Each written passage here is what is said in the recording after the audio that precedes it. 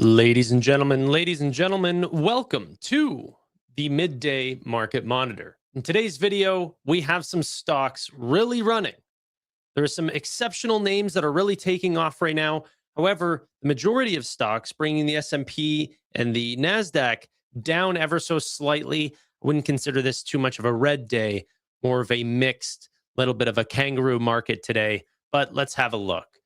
First up, Palantir hit $179.60 today, currently sitting at $177.91, as well as Microsoft hit $513 today, sitting above comfortably that $500 range at $507 right now. So a little bit bouncy. There's some names that are absolutely taking off. Accelera, Fastly, Bending Spoons up another 16%. They've had quite the last week after IPOing just back in July 1st. Okay, so this company continues to take off with their strategy of acquiring companies that people have essentially forgot about, but now starting to turn around and get some appreciation for their strategy, being a little bit of a private equity firm that's making the best out of businesses that, you know, maybe some people have forgot about. Rubrik up 8.8% today. We have this name in the stock draft. And in fact, a lot of the names that we have in the stock draft today are doing exceptionally well. So well, in fact, that we have not just taken first place, but comfortably taken first place. So right now, I am in first with being up 6.3%. Steve actually overtook Matt as well, being up 3.9%. This is names like Micron and stuff like this in Matt's portfolio that are not taking off quite as well as he'd wanted to. And then a major gap between the top three and the bottom three. The bottom three are getting hit with, I think, a strategy of getting these really high beta names that have just not fared very well. So Chris down 10% on the dot, Jason down 16.3%, and Amit down 16.6%. Now, I actually think that Chris and Amit are very much still in this game. I know that Amit is last place right now, but the way that his portfolio is constructed looks to be that you could immediately see some large return.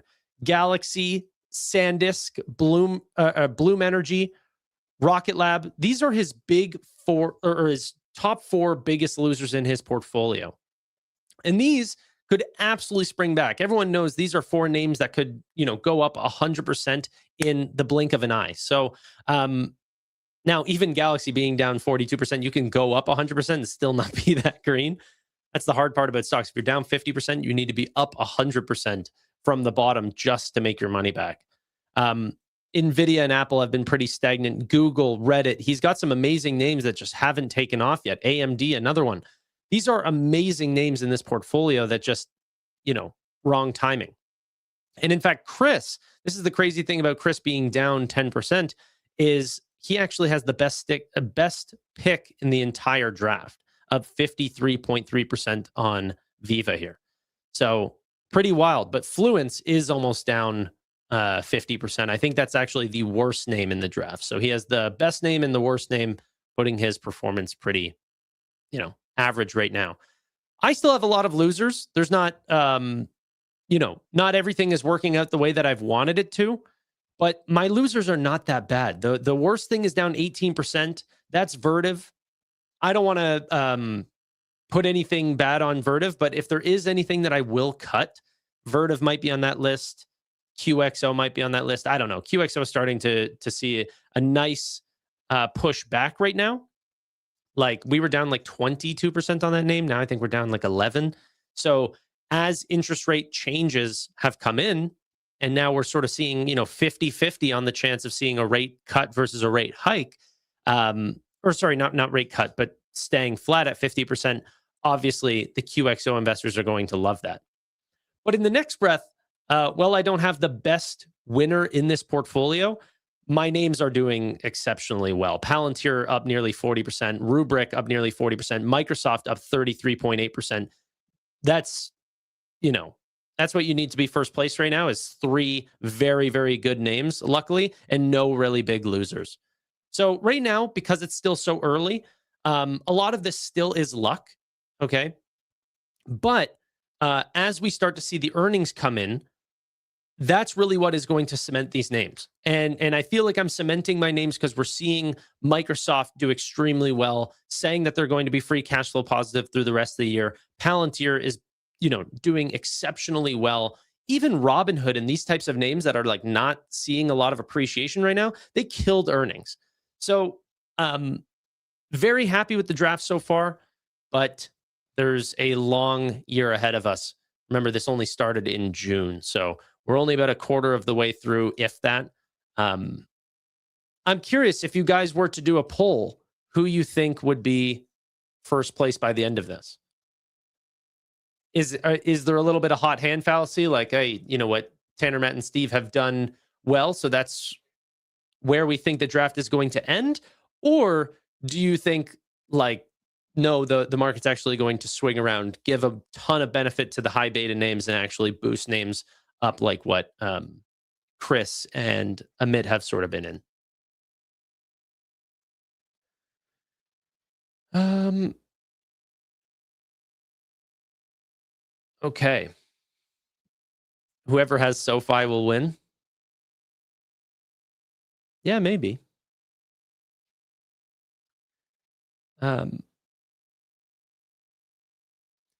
Keep up the good work, Tanner. New or SoFi has best performance by end of year? I don't know. That's a tough call. I'm not really a big believer in picking out one individual name like that. It's more about me buying these companies for the long term, and I believe in both of those. Yeah, Zach, happy meetup week. So if you guys are not, or if you guys have been interested in going to the meetup and have not already signed up, this is the time to do it. We're essentially 5 days out from the actual event, and this is when we need the final head count. So I'm contacting with the venue and everything, letting them know the numbers that we're seeing. If you guys want to bring a +1 and you're already signed up, you guys have the address. I'm sure you guys have hotel, whatever. You can bring a +1. I've got no problems with people. Like, the only reason why I was charging was to make sure that we have an accurate head count. If you are bringing a +1, I can't guarantee that they can get in because it is like an open bar location. We have essentially what is like a large table reservation for 100+ people. But if there is a massive amount of people that want to bring +1s or whatever, or their friends, they're more than able to come. It's an open environment. But I can't guarantee that there will be capacity. The only way that I can guarantee that there will be capacity and they let you in is if you have a ticket. Okay. Plus, if you bring a +1 or whatever, we can't get you a drink ticket. It's just not in the numbers. You're essentially paying for a drink ticket, that sort of thing. But yeah, you're more than willing to bring people. It is a bar, so it's a 19+ environment here in Canada. You have to be older than 19 to get entry. So just be aware of that whenever you're bringing kids or stuff like this. But yeah, very, very cool. I just got the hubby a ticket. Oh, great. Yeah, I can't wait to see everyone. I think we're at roughly about 80 people signed up right now.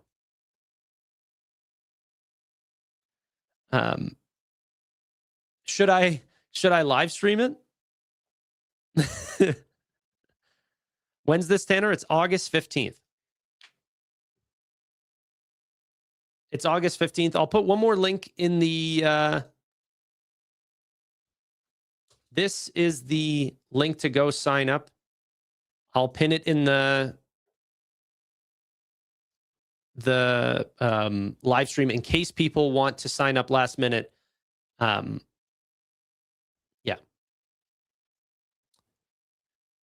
I'm so freaking excited. Marshall's going to be there. Matt Money and Tevis and all these guys, like, they're going to be there. So should be a lot of fun. Yeah. Who are all the mods that are going? Lisa, you're going. I I know Zach is going. Parsival, I think, bought a ticket, but he can't go now. Yeah. Plans for meetups in other cities? Probably not. I'll just say I'll probably do this meetup once a year. I'm not Amit, and even Amit, as you guys know, has slowed way down. These things take a lot out of you in terms of the setup time and everything like this. And even Amit, who charges a lot for his meetups, you get a lot more of that food and all of this stuff. And he needs security. Obviously, there's much more numbers than what they're doing. He's usually down like 2-3K by the end of it every single time. So it's a lot to set up. I'll probably do one a year here in Toronto if people want to come. Yeah.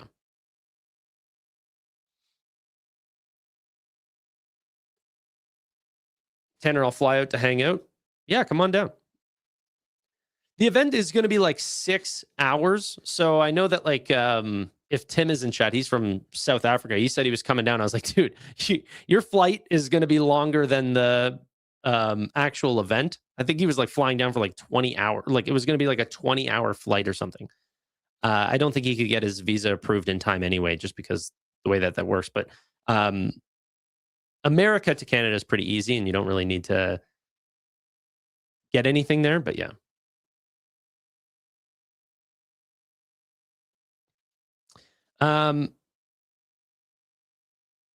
Yeah. Odds on arrests. 0% chance.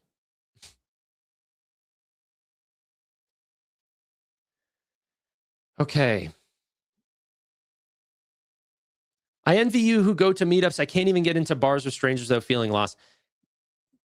I get that.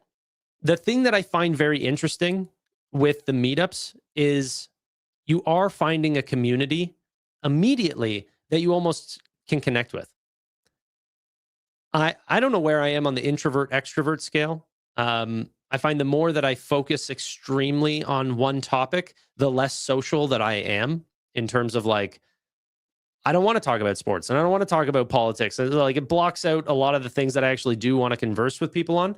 But whenever it comes to a investing meetup, that's everything that I'm putting my time into.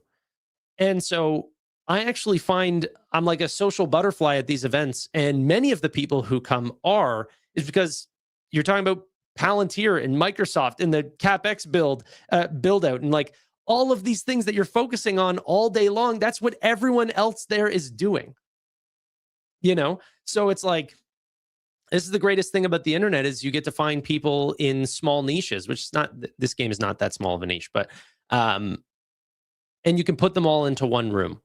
And I have always feared during these meetups or one-on-one conversations or anything like this that I'm going to like meet some weirdo and not know how. I don't know how to explain this. I have never met somebody where I'm like, okay, that guy's a little off. It's like, no, mostly every single person and their wives and like the whole family that ends up coming down is like usually amazing people. For the most part, if you're in this investing community, these are people with discretionary income, good jobs, good head on their shoulders, trying to get ahead. It's like the same mindset that you have across the entire community. So, yeah, I find them to be really, really good events. You haven't met me then? Retired at 42. I think we'd get along.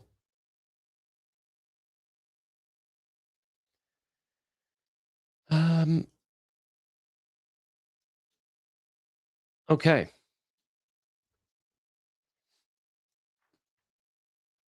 Let's go ahead and take a look at markets, which, by the way, Rubrik starting to see some continued acceleration. Like, this is kind of ridiculous. Stock is up nearly 10% on the day, $99 a share. The historic high for this company right now is $103. We're getting close to breaking through that all-time high. And in fact, 52-week highs is $99.75. So to the Rubrik investors who have gone through quite a large sell-off in the past, going from 103 down to $42, a lot of that is being erased in very, very quick time frame, just from April up to August. That can feel like a long trek, but to turn every $42 share into a $99 share position, it's like, these are the investment opportunities that we die for, you know? So amazing that Rubrik is starting to see some appreciation here, up 10%. We also ended up seeing Elon Musk talk about how he believes that well, this was like a small comment that was made, and then he sort of blew this up. I'll show you this here. Michael Burry had some comments about this as well, but humans will be a rounding error on the internet. According to Cloudflare's forecast, bot traffic will exceed human traffic by a factor of 1,000 within 5 years. Elon Musk said AI agentic internet traffic will obviously vastly exceed human usage, not a close call at all. Like 1,000x within 5 years. It's not just about exceeding human usage on the internet. It's about that 1,000x factor. This type of thing is what people point to for Cloudflare and CrowdStrike and many of the cybersecurity names and say, hey, like, these companies are going to have such a major part to play right now, as cybersecurity is going to be as crucial to businesses as like general security. Like your internet or your business is going more and more online. Your data, your customer, like everything in terms of even the products that you're selling are completely software based, is going more and more online. To protect that will be as important as protecting your head office, you know?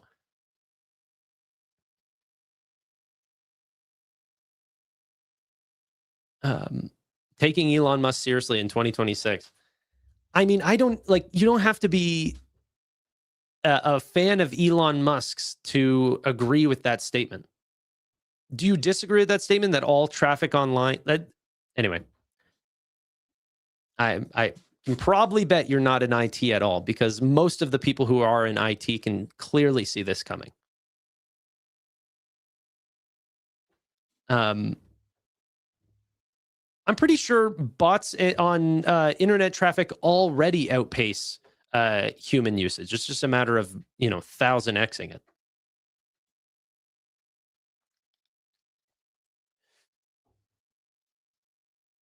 Okay.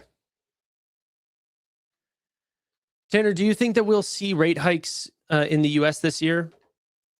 Honestly, I'm not too sure. I think my important thing that I'm trying to wonder about is like, how much is this going to hurt my portfolio? And through the AI names, I don't think I'm going to be nearly as affected by it. Obviously, SoFi and these sort of names will, and maybe companies like CoreWeave and such that are taking on large amounts of variable debt will end up seeing impacts from increasing lending, and that just hurts companies overall. If you hike rates, it slows economies down. It's by definition the purpose of it. But I don't think that I want to try to reposition in where I see the biggest technological change in history, which is artificial intelligence and robots and all of these things that I do believe in. I don't want to step in and say, hey, there might be a quarter or a 9-month period or even an 18-month period where things might be a little bit harder for them to accomplish their goals, rather than just focusing on the long-term macro, which is, hey, we're going to go from an economy that has been relatively human-based to one that is a mix of both humans and agents that also make decisions that are revenue generating. Like, I think that's going to be huge for economies and way, way, way surpassing a 25 or 50 basis point change in interest rates. And that's where I want to put my money. So I'm very, very bullish and believe in the sort of roaring 20s idea, and probably not going to sell a thing all the way through 2028. Monitor it every day just in case something changes, and maybe some moratorium comes out and says, hey, let's stop all AI training or something like this. Like, I'm not oblivious to the trend potentially slowing down or turning the other direction. But as long as the trend continues, which is what we're seeing, no, I'm going to be continuing to be extremely bullish. Speaking of which, OpenAI's next model, which has been, codenamed Doug, has been leaked. GPT-6 will be a great model, but the end-of-year model, codenamed Doug, is OpenAI's biggest pre-training run yet. Doug will be another level entirely, making Fable 5 look primitive. Doug will likely be trained on NVIDIA Vera Rubin. I think that's the one that people have been highlighting. Henry just signed up for the meetup. Welcome, Henry. Okay. How will you prepare with SoFi for a possible rate hike? Well, I wouldn't change anything with SoFi. I'm not going to be adding to it in that rate hike environment. I think the interesting part is that while we look to SoFi, wait here. I just want to pull up the Fed Watch really quick. They are now calling for 2 rate hikes. Okay, so that's baked into their guidance. They're saying not only do we see that there's a rate hike coming, we actually expect it. We are guiding towards these numbers and say this is what we're going to hit if we see 2 rate hikes. And the chance of 2 rate hikes is sitting somewhere along the lines of, well, you have to add in the even more than 2 rate hikes. So, we're probably looking at 12, somewhere like 40-something% chance. The chance that we get above SoFi's expectations, which would be no hike or 1 hike, is roughly about a 54% chance, 55% chance. So it's actually more likely that SoFi gets above their target than hits their target, or even worse. There is still a chance that it's even worse than 2 rate hikes, sitting at roughly about 12%. But that's obviously not the majority. Okay.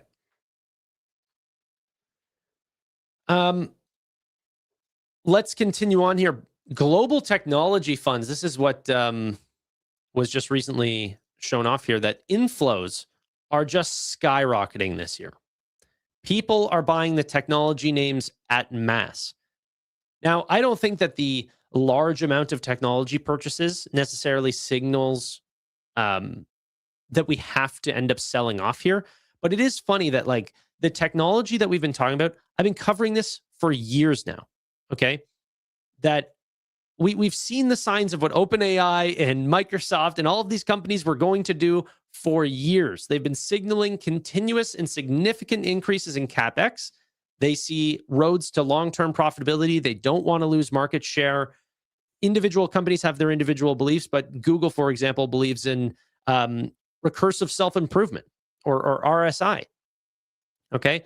These sort of things is what they're sort of hitching their wagon to and saying this is going to make AI the biggest thing in terms of business development ever of all time. They've been saying this for years. It's just funny how a lot of this is actually starting to be people not only believing in artificial intelligence, but also saying, hey, software's not dead either. There's going to be a lot of companies that do extremely well, but, it's not necessarily going to impact, like, I don't know, Figma or something like this, that both of these companies can actually do well, an Anthropic and a Figma. We'll just have to see.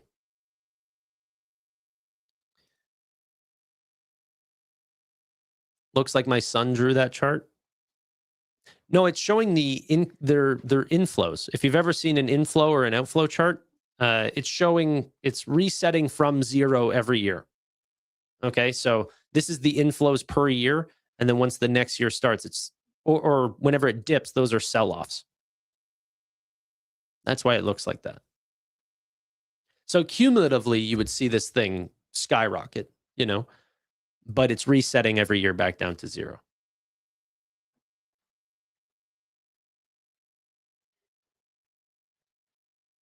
Okay.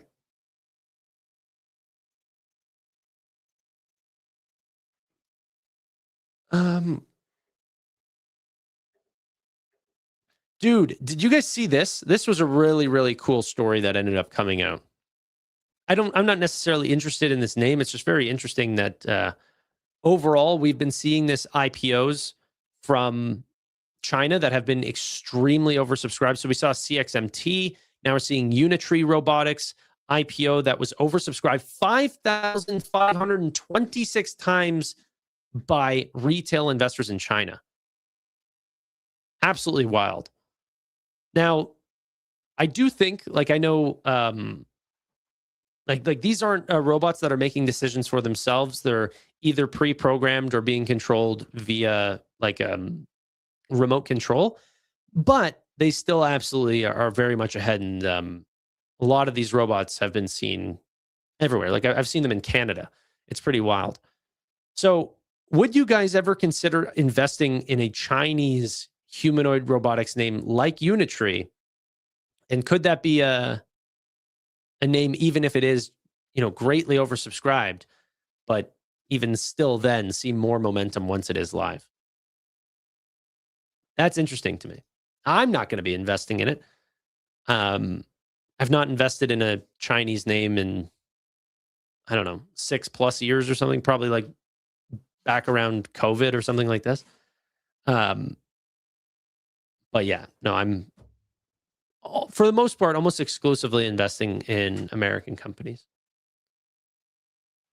I invest in, Canadian companies. I definitely have a growing portfolio in LATAM, dLocal, Nubank, Mercado Libre. I like those names right now.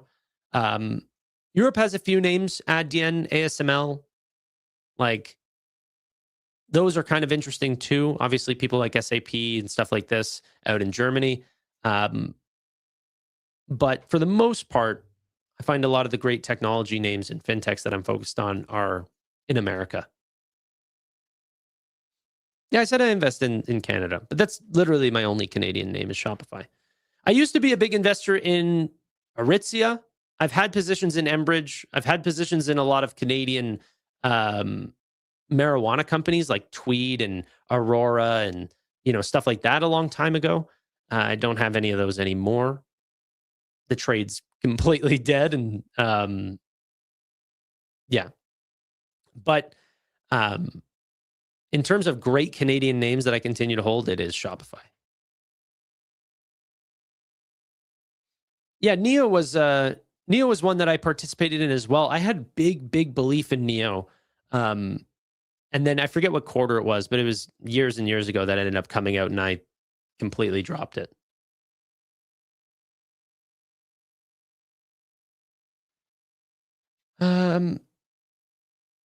Kelly, you're going to be at the meetup. Is that correct?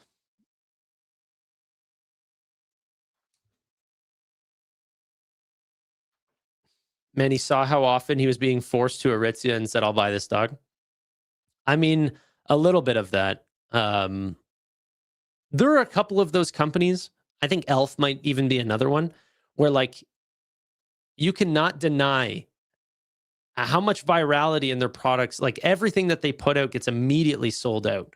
And those types of viral moments, you can almost look as like social arbitrage. And Aritzia has just been killing it. They're such a major winner. Not selling the like super high end. It's more like in that like middle to high, like the Lululemon type prices. There's a huge market for that. Even that people that can't afford it act like they can afford it and buy that type of stuff. So, and yeah, my girlfriend loves a lot of the Aritzia stuff, and I've even had to buy her some of that stuff for, I don't know, gifts that she's wanted. So Aritzia was a good name, but that's the problem with like whenever you talk about your losers in the market, my biggest losers always is not the companies that I've gotten wrong. Those are the ones that people love to make fun of you about, but it's really not where you lose a lot of money. The real money loss comes from opportunity. And the companies that I have sold too early have been major mistakes in my portfolio. Even trimming NVIDIA back in COVID, like it's a huge name in my portfolio, but it could be 100% of my portfolio if I never trimmed it. I had massive investments. Obviously, I have more money in NVIDIA today, but in terms of the cost base would obviously be much lower. But always the biggest mistake has been trimming.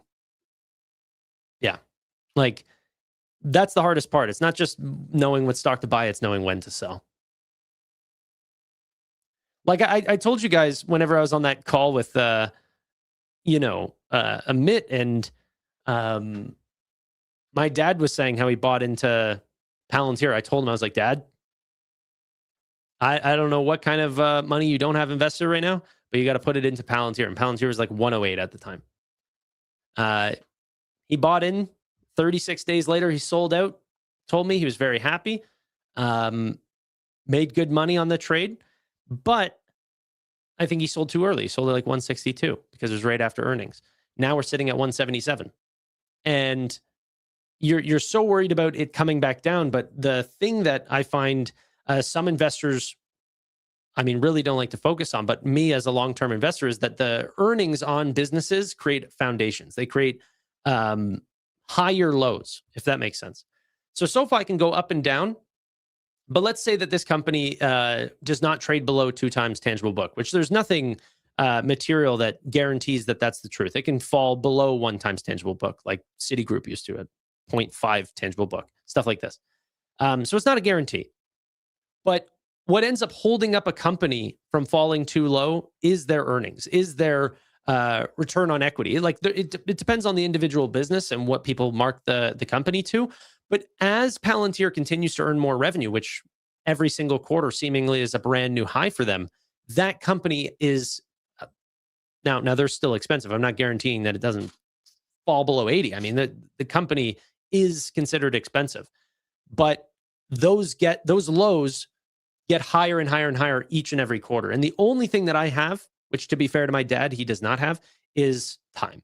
If you're already retired, you're in your 60s, stuff like this, you probably shouldn't be trading too much. But, getting him in that name at 108 is like, at some point, the risk reward gets so outweighed to really, really point towards a lot of reward with very little risk.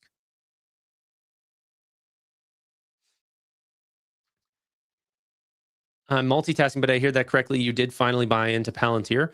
Yeah. It's why like a lot of videos of mine have been Palantir related, and I'm really falling in love with this name because like companies can correct, like valuations can correct so quickly.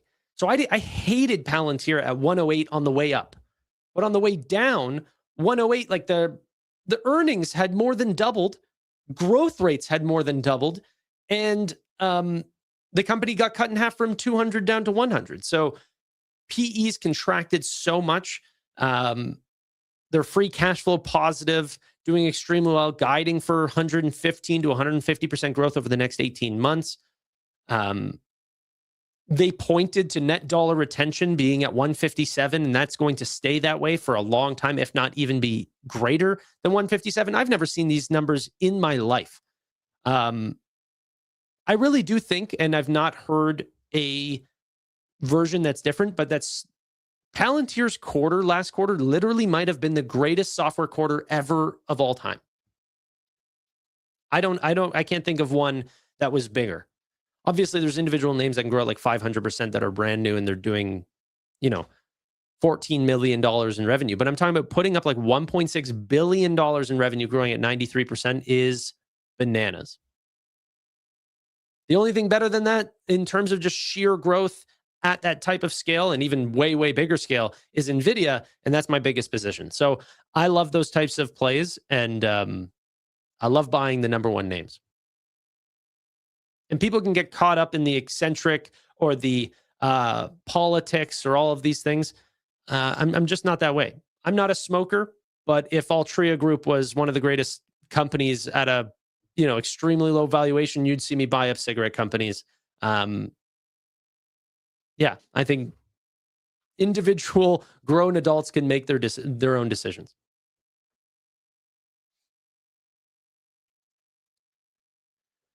I'm getting caught up in the eccentric mustache, that's for sure. Tevis is going to be at the meetup. That's going to be very exciting.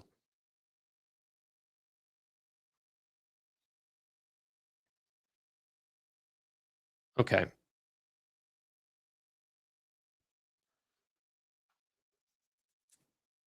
Let's go ahead and listen to CNBC really quickly, as I just want to see what types of topics that they're talking about here.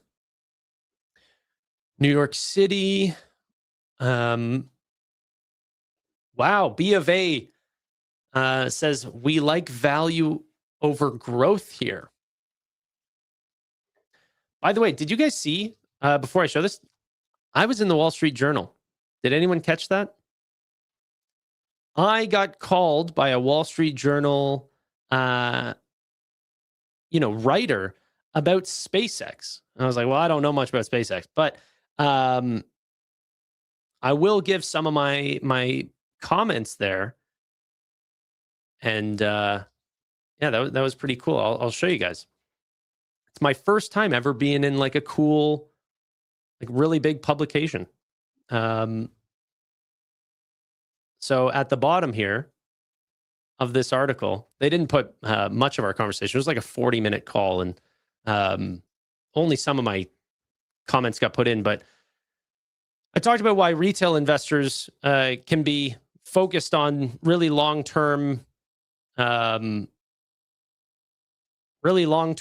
moments rather than hedge funds and stuff like this that have to perform on a quarterly basis. They put that in. Also said that I'm holding off on buying SpaceX, but that many investors are not focused on that, and said, if you can hitch your wagon to his horse, Manson said, who cares how long it takes? Manson, eh? Yeah.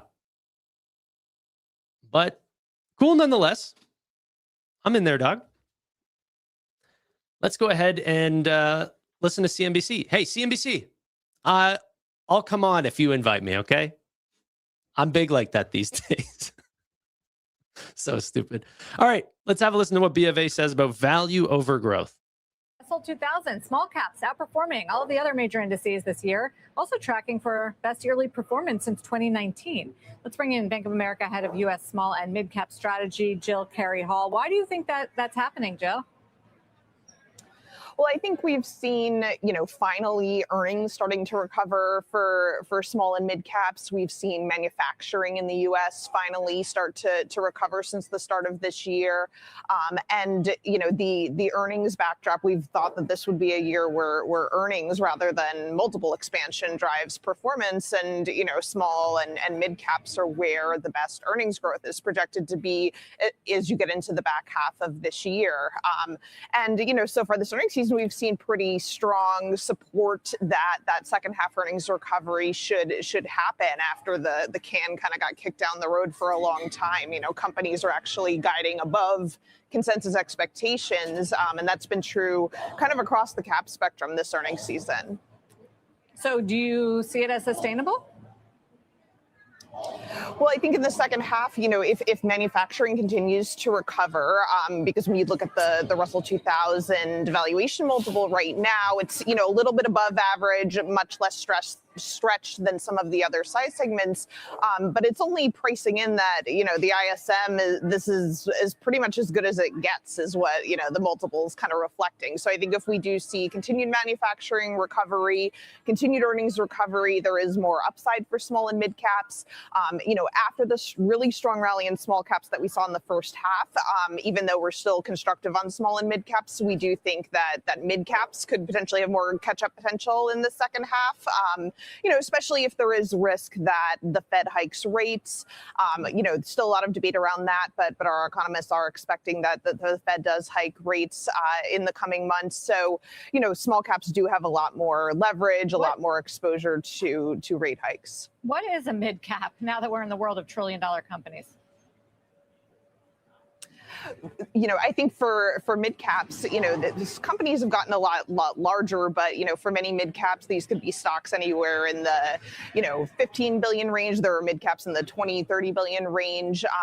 But, these stocks have kind of lagged some of the small caps this year, and they were trading expensive relative to small for a number of years, but valuations have kind of normalized between the two size segments. So, if the market continues to broaden out, we've been more constructive on on the equal weighted S&P 500 than the cap weighted. We've been constructive on small and mid caps. And as benchmarks, equity benchmarks have gotten more concentrated, especially, the large cap growth. I just truly don't like, can someone please help me understand? Because I like, and if I'm wrong, help me. I don't get equal weighted or very quick to rebalance. Like Tom Lee, his fund, the Granny Shots ETF, I don't know why they are doing like equal weight, instant rebalances, these sort of things. Like you just cut your winners every single time that they're about to run, and then you give more to your losers.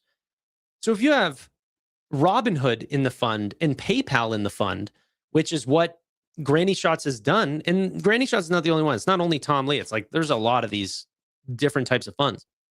But every single time that hood went up, they'd immediately sell it and then take that profit and give it to PayPal because PayPal went down. And you just shoot yourself in the foot because you ended up picking a good name and you picked a bad name, which investors, that can happen to anyone. But then you're putting fuel on the stuff that's not working and you're trimming the stuff that does.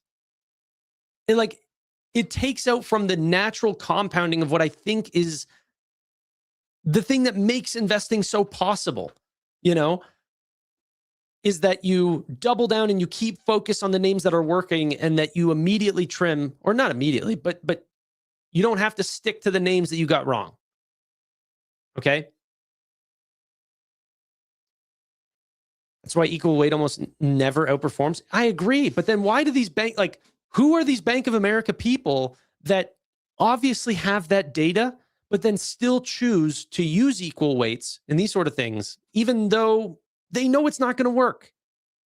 Or they say, hey, we have, essentially 40 years of data saying that it's not going to work, but it's going to work in 2026. I just don't get that. It's because the Mag 7 took up an absurd percentage. I agree with you, but you can still be thematic and invest in small to mid caps or something like this. Like you don't have to invest in the Mag 7, but still don't have to be equal weight. Right? Like, I don't know.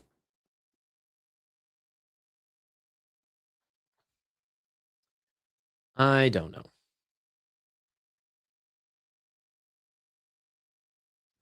Okay.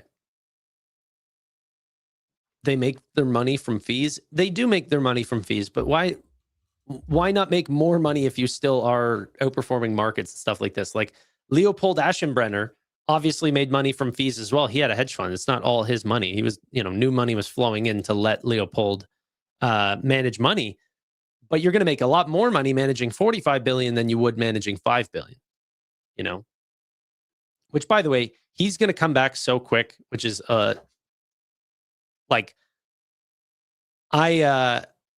think that there was a lot of things that obviously he went head on a little too strong. But the fact that he was still up like something like 80% year to date after the major sell-off and everything like that just goes to show you how much thematically he was correct.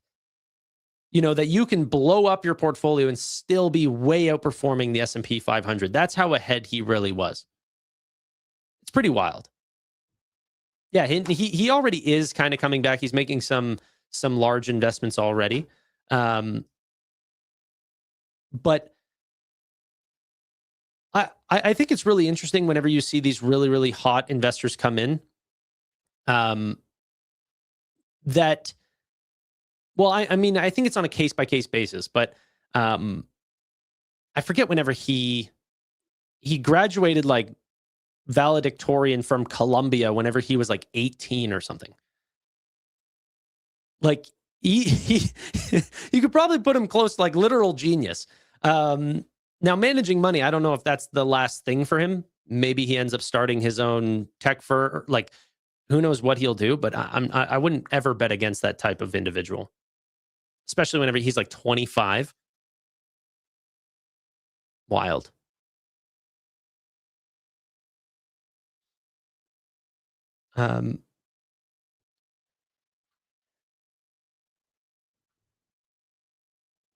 if you don't cut winners, your portfolio becomes lopsided. Yeah, but I agree, but there's a difference between lopsided and equal weight. I believe that even Warren Buffett has had positions that have made up for 50% of his portfolio. Apple. It's lopsided, sure, but you're betting on the best companies in the world. I think where lopsided happens is whenever you have 50% of your portfolio in high risk names. People can look to NVIDIA in my portfolio and consider that high risk, but I don't consider that high risk versus the many neoclouds, optic names, memory, and I won't ever win more than those guys.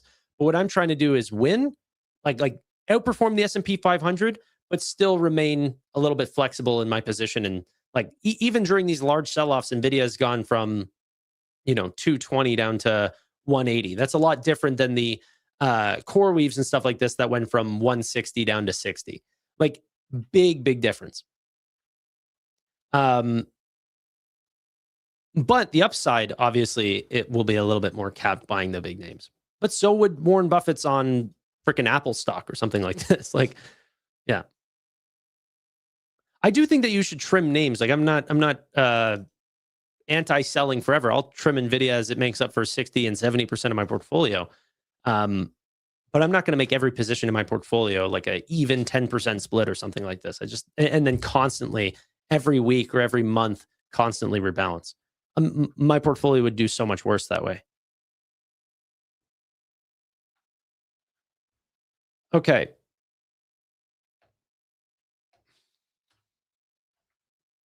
It doesn't make sense here. It should be higher.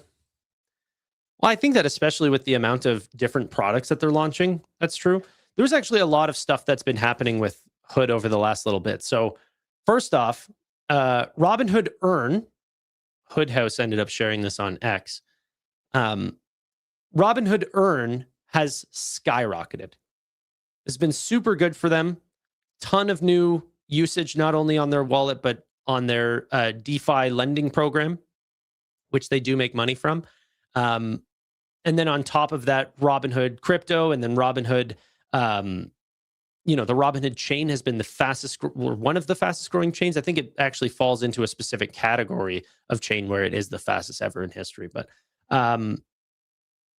yeah, I'm not super ingrained into the DeFi world and all the different chains to know the difference, but it still is pretty wild to see the growth in areas that I think investors are just completely not paying attention to.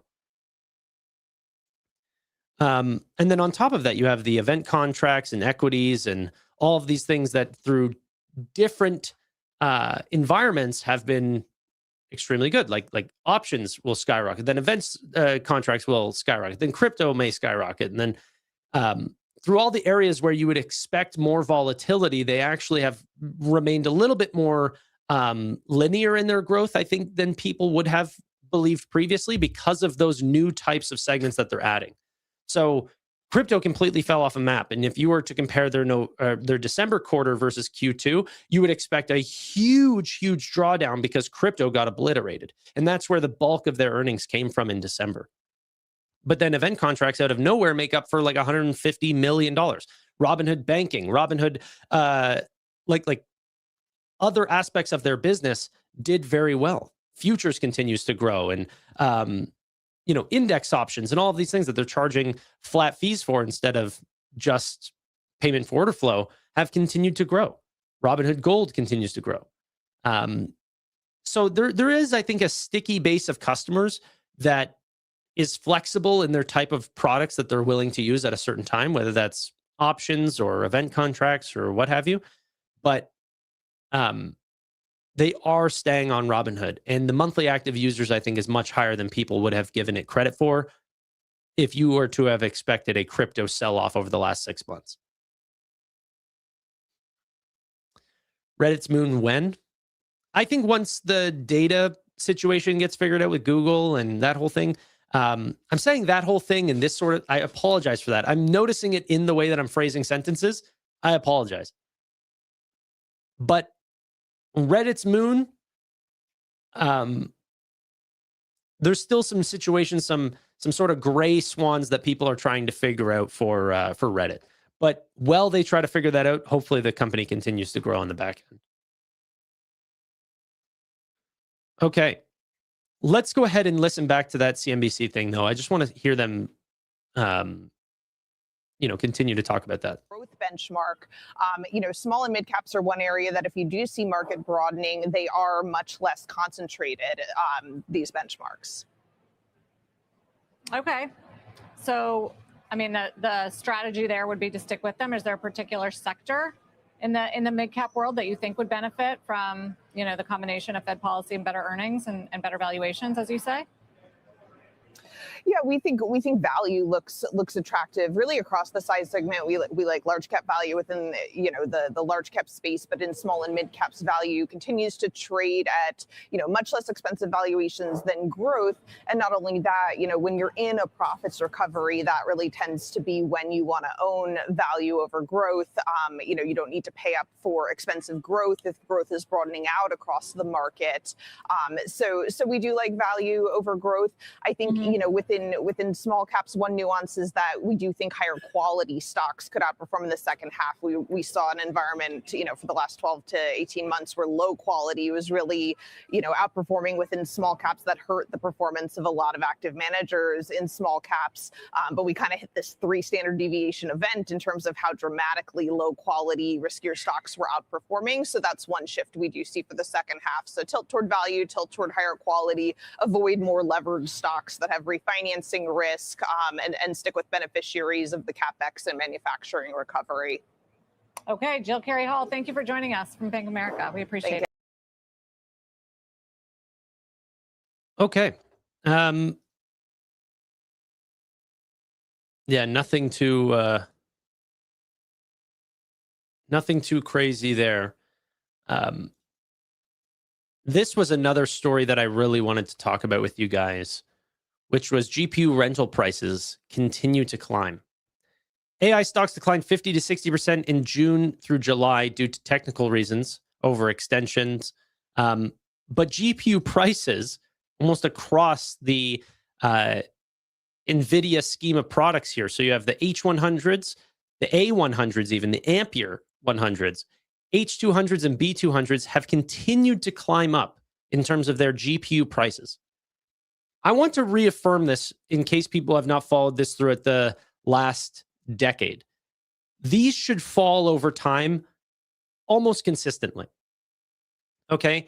That as more supply comes online, that the average cost to run these get more efficient in the data center, better optics, lower cost to operate, all these, it should fall over time. The only way that it ends up increasing over time is that the AWS's, Azure's, all of these companies are realizing that the demand, they're getting essentially 2 phone calls for every new GPU that they see opened up. And so customers are willing to pay higher and higher prices. And so these prices continue to climb.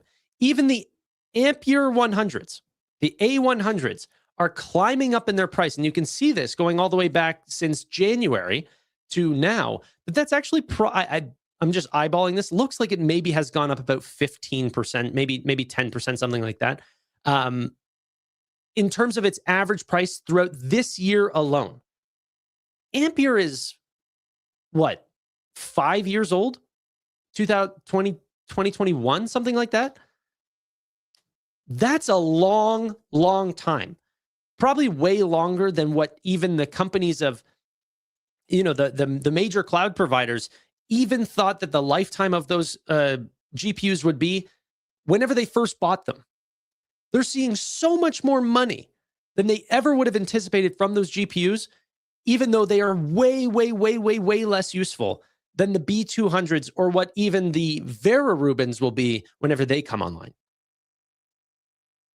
It's wild to see this type of price action across, like I said, B200s, H200s, H100s, and A100s. I mean, incredible. I don't know. I'd also like to see the B300s. Obviously, there will be less and less actual pricing availability for the newest level of GPUs, which would be the Blackwell Ultras. because there's really a 6-month period between, like 1 year between new architectures. So we go from Ampere to Hopper to Blackwell to Vera Rubin, that sort of thing. But then every 6 months between those, we have the Ultra versions. And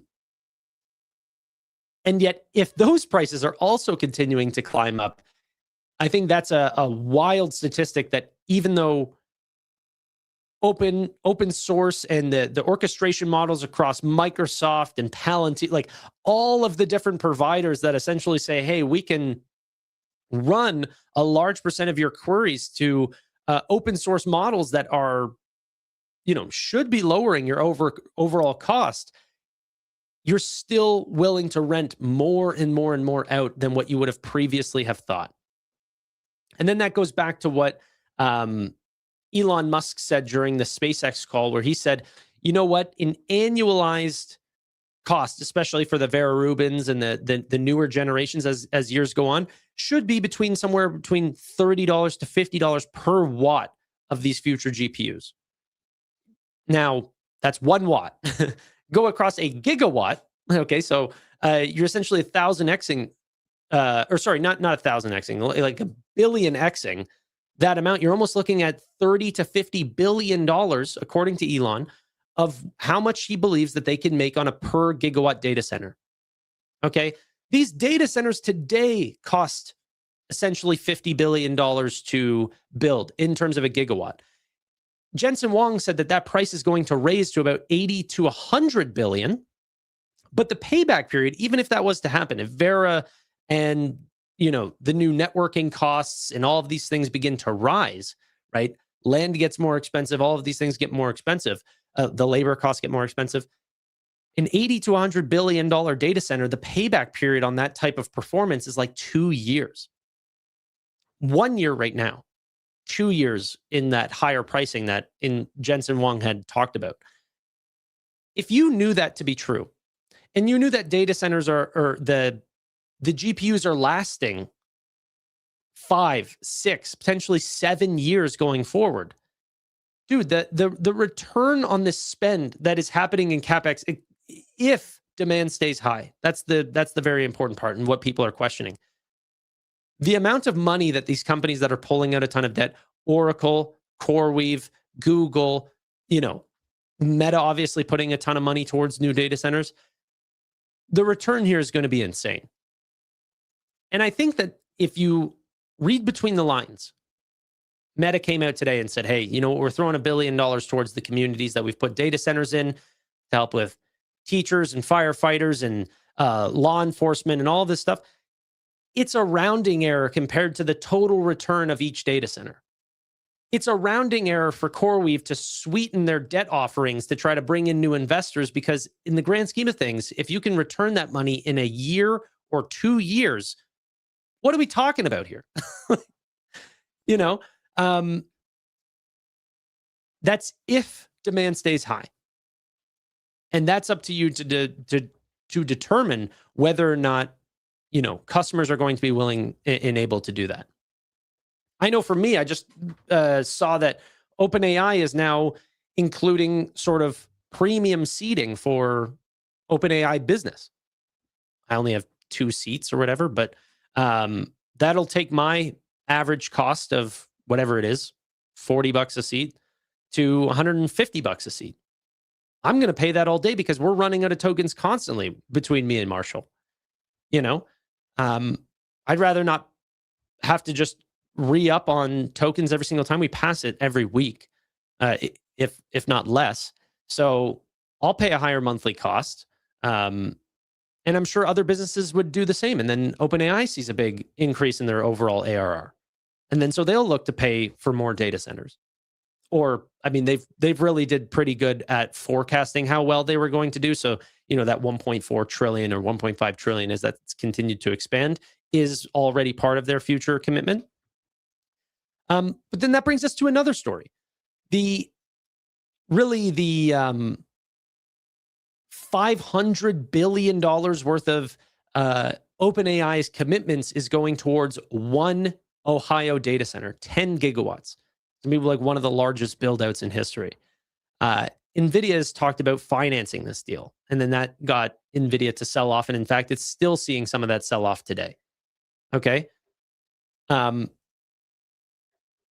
then is looking around to Wall Street to say, how can they get other companies to come in? So they are creating a consortium of Wall Street investment firms to help with this financing. Apollo, Blackstone, one BlackRock unit, Brookfield, Goldman Sachs, and KKR might also be a part of this deal as well, which for some reason is impacting NVIDIA and actually making it sell off. But to me, that actually points to like, okay, they're not going to take this all on themselves. Of course, they're going to see this across many other investment firms. I think that actually lowers their risk, but the stock still is selling off a bit, which is putting some pressure on the S&P and the NASDAQ, considering it is the largest overall weighting. Yeah. Tanner got famous and forgot about me. I literally just sent you an invite minutes ago. Minutes ago, I said, hey, man, you got time to join the thing? He said, no, I have a meeting. Don't believe everything you see on the internet, guys. Don't believe Tevis. In fact, whenever you see him at the meetup, boo this man.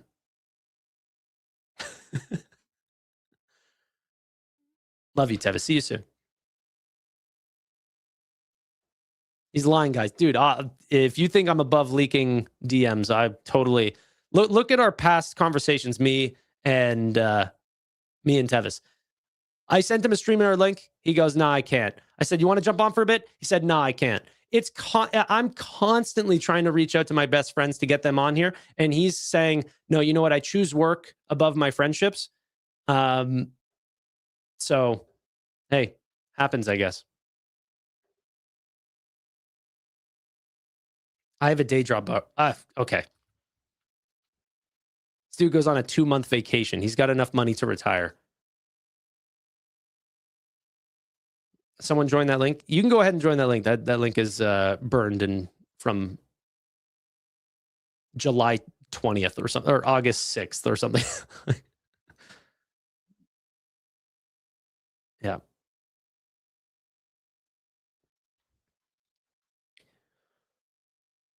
What do you think about software names? Well, I like some of the software names. But it depends on the type of name. So the areas that I'm really focused on is still focused in artificial intelligence. I think that's, I'm not hedging my bets here. I believe in where we're going. But that's why I'm investing in names like Palantir or Microsoft because, I think those are two really good names right there. But those names, I think, will be the big orchestration layers for artificial intelligence. And they don't necessarily need to build specific models. However, Microsoft is still doing that, and they want to hit every single area in terms of building their own models, building their own silicon. And, people can talk about how they're delayed in this, but I think a lot of these businesses realize that this is like a multi-decade change. And so, like, you don't have to be AWS in terms of being the first to build out a cloud in order to still make money from, the cloud movement. So you have Google being a little bit late, Microsoft being a little bit late, and yet still they have massive second and third place market share. Yeah.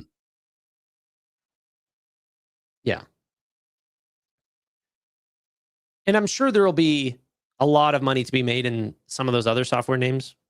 Intuit, Adobe, like who I don't know the individual names that you guys are focused on, but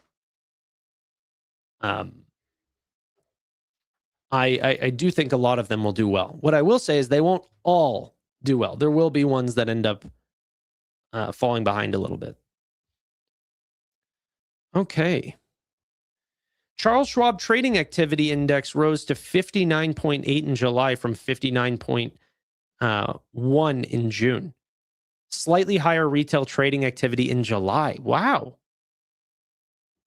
I would not have expected that. I think we have Hood dropping their numbers soon. I think that's on Wednesday.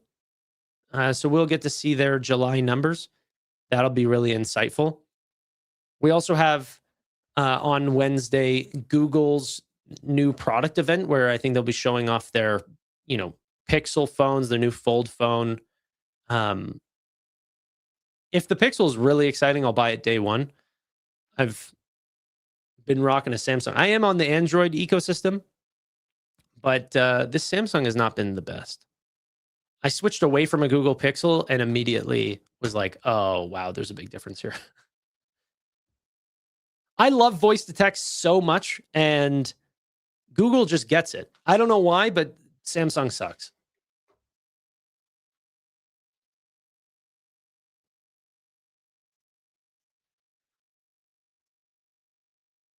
Android, boo this man.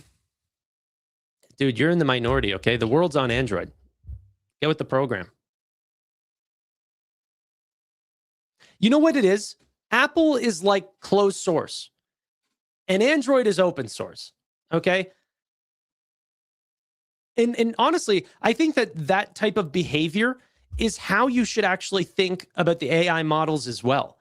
Or I think there's a lot of things that are going to come up that feel very similar to the Android and Apple ecosystems in terms of a company that is sort of doing everything by themselves and has a perfect ecosystem, and people obviously like it and charge a premium for that.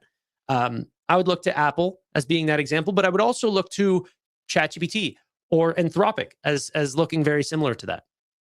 I would also look to Tesla as being very similar to that in terms of their cars and self-driving and internet services and all of this stuff with SpaceX. Like, I think the Musk ecosystem will feel very much like the Apple ecosystem.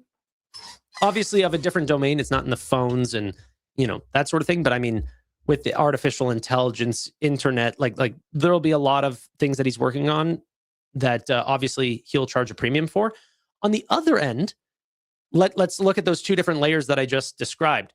On the AI side, you're going to have the Kimi K2s and the Metas and the Geminis and like the different ecosystems that you can end up choosing that I think will be a little bit more open source than the main two frontier names that I just described that might fall under the more frontier Apple-like ecosystem, especially OpenAI, because they do want to build out the hardware. They do want to essentially offer services across the board. They have a lot of finance stuff that they've been putting money towards as well that we'll have to see what they're working on. But you'll look at sort of closed and open source as being very similar to the Apple ecosystem versus the open source Android or Windows ecosystem that fight against Apple. Even with the cars, like you have NVIDIA building Alfa Romeo, their new model, where they're working across essentially every single automaker that's not Tesla, or Uber versus Tesla in terms of self-driving. One company against the world, essentially, and those are usually the biggest companies. So Tesla or Apple or, ChatGPT or Anthropic versus the 1,000 other competitors that are trying to offer different solutions, but not necessarily holistic solutions. I think it's kind of cool. No, I didn't mean that Windows is open source. What I mean is that there's a lot of, I meant more on the Windows ecosystem, that a lot of the things that people look to whenever they do choose Windows is that flexibility. If you're on Apple's ecosystem, you're usually using Apple products, where a lot of people who do end up going more the Linux route or Windows route usually have a little bit more of that flexible, sort of choosy mindset, I find. But yeah. Okay. Android is very mature now compared to 5 years ago.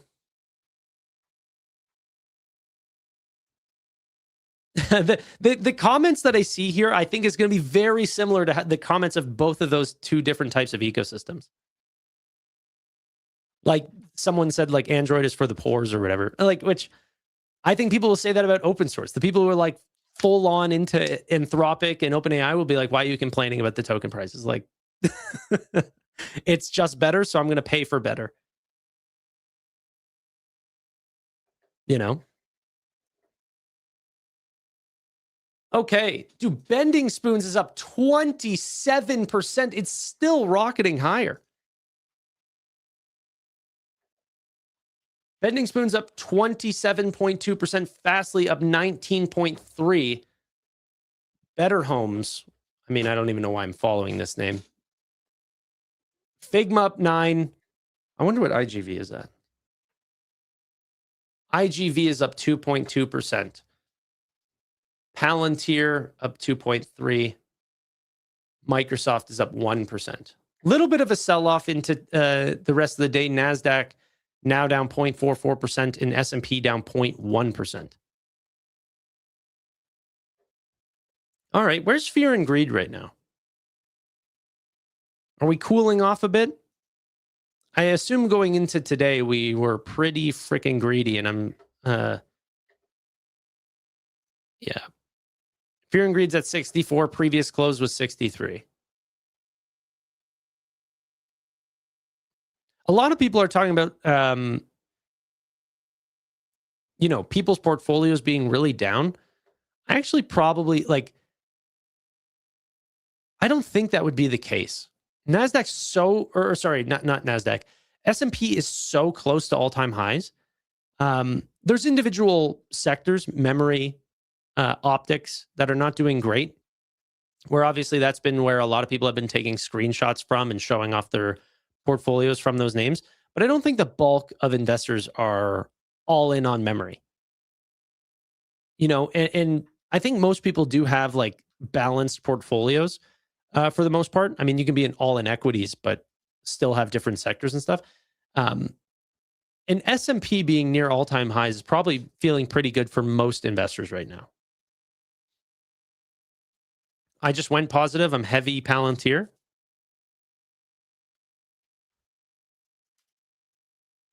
Yeah. I actually wanted to ask you guys this, but in my Discord, I actually put a Google form. I wanted to show you guys this. So wait, let me highlight. I want to do a fun game. Don't tell the other streamers about it. Okay. In fact, let me share it here. This is a Google form. I want to come up with a fun little game. We'll probably do it a few weeks from now whenever earnings start to slow down. But there's a lot of like fintech people on YouTube that obviously we talk with: Amit, Steve, Chris, Matt Money, Tevis. And I have a Google form here. I just put it in chat. So please look for that. And what I'm looking for is to create a little bit of a family feud, an investor family feud. So I want to know, what is your largest position? How many stocks do you hold? All of these things. And then I want to go and turn to those investors like Amit to see how well he actually knows the average retail investor in these communities. So please fill that out. We're going to create the game on the back end, but I need your actual responses in order to create that game. So yeah, fill that out if you can. Should take about 3 minutes. There's only about like 15 questions or so. Survey says, yeah, I know. And I already have the mustache. So I should fit pretty well into the Steve Harvey role. Aside from my, you know, extremely pale white skin. But I'm not going to be changing that for this game. No. Trudeau used to be the prime minister, but I am not following in his footsteps. It's just a fun little game. All right. All right. So I have 45 minutes before I'm arrested, so I will just cover the market really quick here. NVIDIA down 2.45%. That's still doing okay, though. We're at $218 a share. Amazon doing quite well, even though Bezos is selling a ton. 0.8% up today, 276. Even if Jeff Bezos is selling a lot, you can't hold down this stock forever. Rubrik also, I just saw a comment about that. It's probably likely still very, very green. Wow. We could hit 100 today. Is this better or worse for my draft? Yeah, I would assume I'm going down a little bit. I am, ever so slightly. Rubrik is my number one name, though, up 41% now in the draft. So that's just since June 18th or so. Where was that? June 18th, right there. That's whenever we entered into the draft. Not too bad.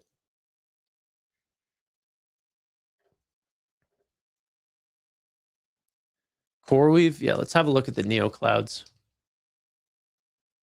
CoreWeave's down, but we're roughly around $89. We have earnings tomorrow on CoreWeave.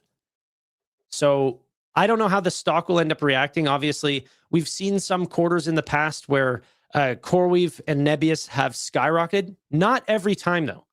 This has not been a company that has constantly blown away investor expectations. This one is very, very hard to guide for. So sometimes Wall Street can come in with a whisper number that's just so egregiously high, even though the company puts up 140% growth. Maybe Wall Street wanted 144%, but it's still 140% growth. Now, we'll end up seeing how this quarter comes around. Obviously, we're way, way sold off since just 3 months ago, whenever the stock was around $120. Actually, sorry, earnings were on May 7th here. So the stock was actually like roughly about $130, $132 a share. We're much, much lower. Yet the stock has actually continued to grow in their revenue and grow in their amount of overall active power. So the data centers that can produce revenue. CapEx will make it go up. I don't know. We'll see.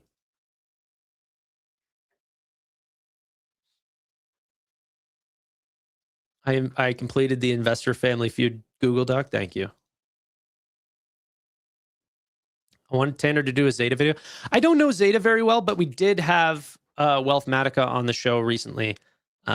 He shared a lot of really great insight into the stock. So that was good.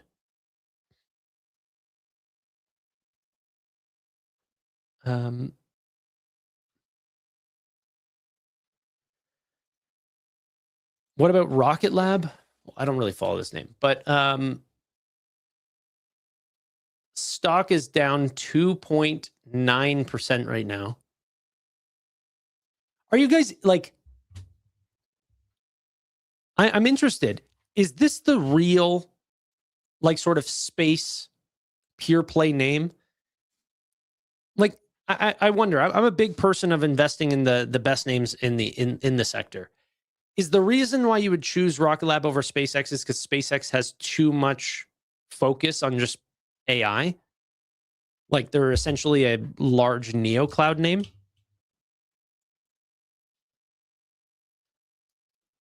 Is that the idea?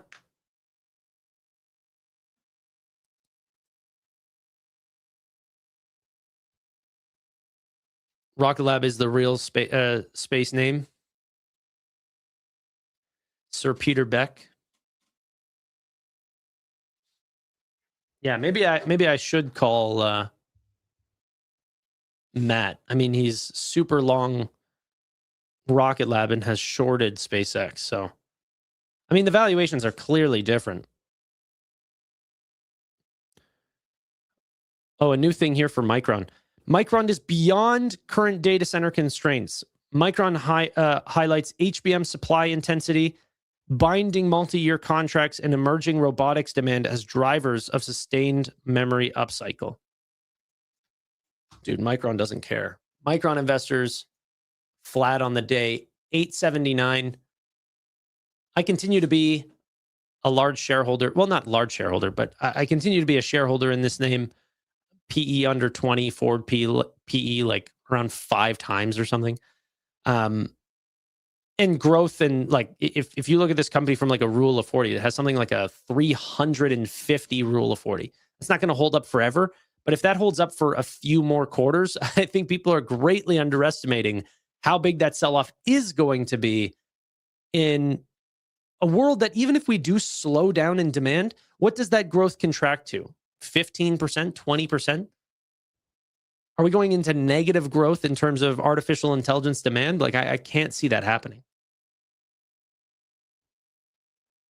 I don't think it's always going to be explosive growth. I think there will be a time of contraction on supply demand, but like, look at the original cloud build out from AWS. Like, their growth has not slowed down.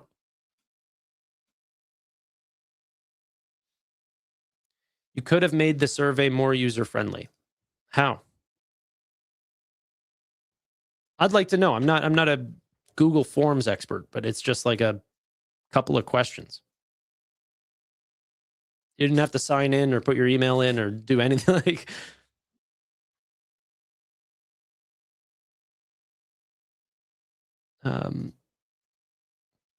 Tanner, can you look at the form responses? Of course, yeah. I can't see who's writing them because that's not like in the traditional sort of Family Feud type responses. I don't really care to see whose answers are who. We just want to know like what the majority is, what the top response is.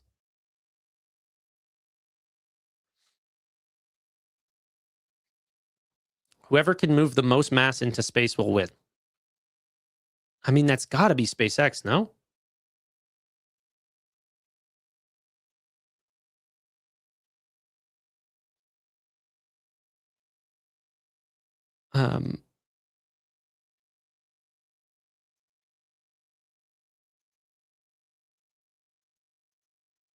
Okay. Can you go through them? We're curious. Well, I'm not going to go through the responses. That would give away the game. But you'll see the game whenever we record it. By the way, not all the questions will be used. It's really to give a wide range of questions. And then if we see questions that have 100 different responses, then we won't obviously use those. But if we see ones where we see roughly about 10, majority different responses, then we're going to use those questions.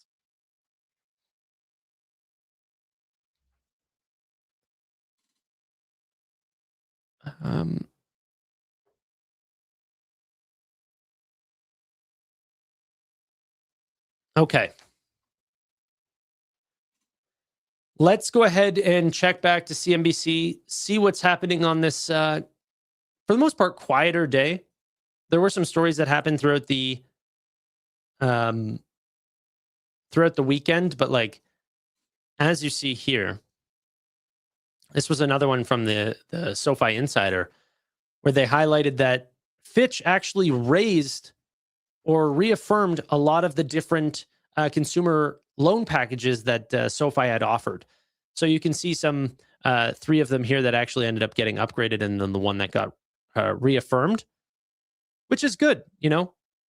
Consumer credit might be better from SoFi's standpoint than what investors had previously seen. Good sign. Nothing drastic. It's not going to, bring the stock up dollars. We're not going to break 25 because of this news, but it's not bad signals that we're seeing. We're seeing good things.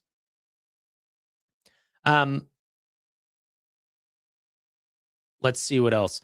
We also saw Robinhood post their dividend tracker. This was highlighted at the last summit, and now they officially showed that off, which I think is really good. Obviously, the main, person that they're looking to get onto the platform is an active trader, but that's not the only type of investor. And if they can also offer really, really great tools for the average dividend investor, dividend growth investor, that's going to be a really, really great thing to do. And I know a lot of people who have different portfolios, one for dividends, one for trading, one for, extreme long-term growth portfolios, these sort of things. this continuous reiteration and improvement by Robinhood is what I want to see as an investor. And I'm sure you guys do from a user perspective. Yeah, Nubank, I think, when's their thing? The 13th, or I forget when it is. Maybe it's a little bit later than that. I keep wanting to say the 16th, but I'm pretty sure that's Sunday. It's in 11 days, August 21st. No, that's not right, is it? Let's go to their IR page.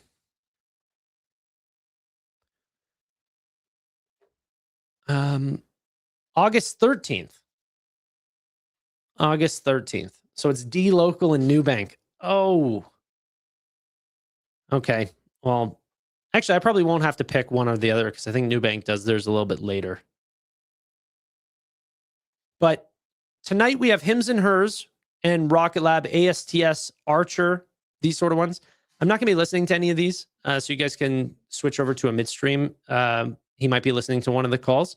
Tomorrow, however, we will be live. There's a ton of names that I'm really interested in. SMCI, we have it in the draft. CoreWeave, obviously it's in my main portfolio, and Lumentum is both in my draft and in my own portfolio. So very, very interested about that. And then the next morning, we have Nebius. So I'll show you this here. These are the names to be looking forward to for tomorrow morning. C Limited, Venture Global, eToro. Maybe some people are interested in that. On Running is also there. But then in the close for Tuesday, SMCI, CoreWeave, Lumentum. You got Kava investors also very interested. Firefly for people that are interested in that name. Very, very packed stock list there.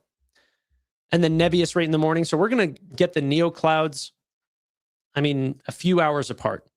CoreWeave, and then directly into Nebius the next morning. Should be a lot of fun. I'm sure we'll have a big stream for Nebius as well. We usually get, Nate and Neil and Tevis and Manuel all together to show off Nebius earnings.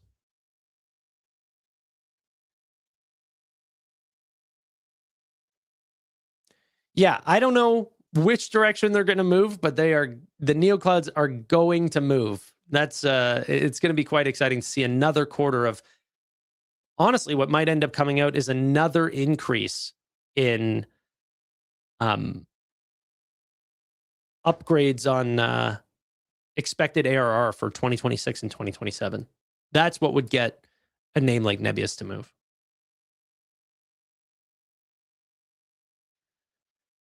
Okay. Rocket Lab would be the type of company you'd like. Speak to Matt. Yeah, I guess I have to learn more about Rocket Lab. I just find I would be closer to buying SpaceX. Like I am not as bearish. I know in that Wall Street Journal article or whatever, it said that I'm not looking to buy. And at 132, I'm not jumping at the bit to get SpaceX here. That actually did appreciate quite a lot. Lows of 106. Wow. Back to 132. Yeah, so I wouldn't be looking to get in super quickly here. But I don't know, man. I'm not betting against Elon. I really like the things that he's going after. And they are making advancements. I think a lot of people brush him off and, say the timelines take extremely long. But a lot of the things that he said have still come to fruition. He has made a lot of the impossible possible. This is still the same company that is catching rockets, cleaning them up and then reusing them. That's the type of business that you're betting on.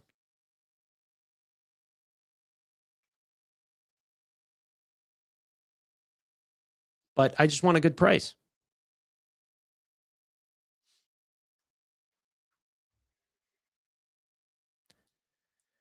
Okay.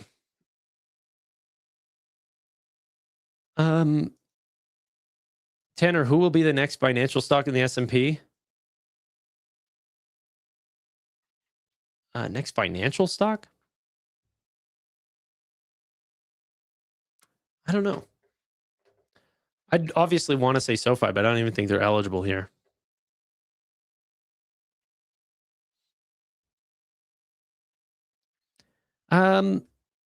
What about when the shares get unlocked? Well, I mean, the shares just got unlocked. They're not all of them, but I think like 7%. So I think we're at like something like 11% total or 12% total of outstanding shares right now. And that's going to continue to go up over time, rolling all the way out till whenever Elon gets his like 46% of shares unlocked. I think that's like almost 18 months from now or a year out from now or something like that. It's a really long time away. But it's actually held up, I think, better than people expected during that lockup or unlock. Oh, wow, 7%, so much. Well, I think shares unlocking is an important thing, but also I think some people make it out to be like, oh, that's 7% of people who are ready to sell. And maybe that's not the greatest way to think about it. There are definitely people who sell, but this is every company that goes public. Every company that goes public has this period, and usually it's not all at one time, or usually it's all at one time, not this rolling lockup that we see. So I think most people admit, like, it's definitely going better than people thought at the first lockup period on August 7th or whatever it was.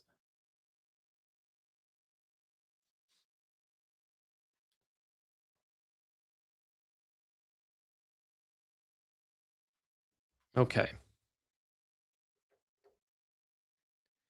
Most people admit, dude, I'm reading the chat right now. Look how bearish people are in the chat. I get not everyone's a fan of Elon.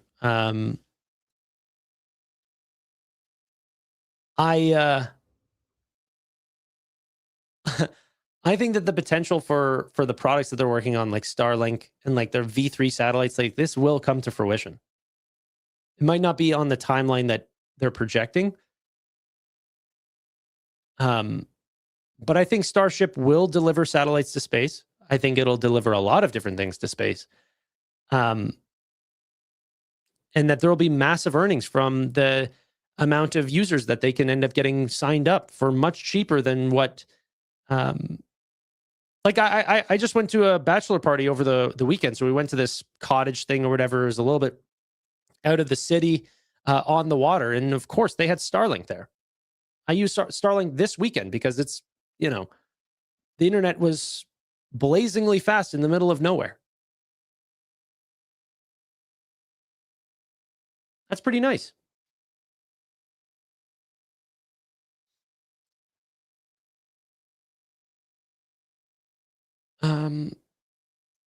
Andrew, I agree. Long term, it'll be good. I just wouldn't wait super long. Please discuss the bachelor party. I mean, there's not much to discuss. This was a long-term friend of mine. And I'm one of the groomsmen in the party, but I'm really good friends with him, and my girlfriend is really good friends with her. So she was also at the bride's, like the bachelorette. She's a bridesmaid or whatever. So they did it on the same weekend. So my fiance went one way and I went the other way, and yeah.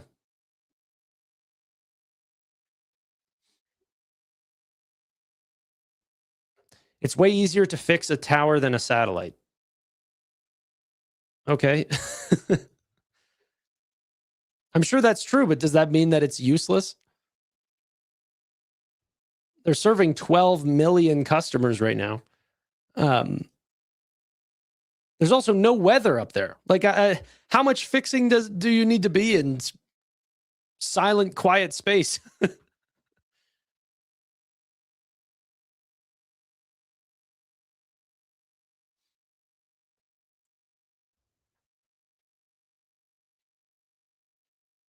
Okay.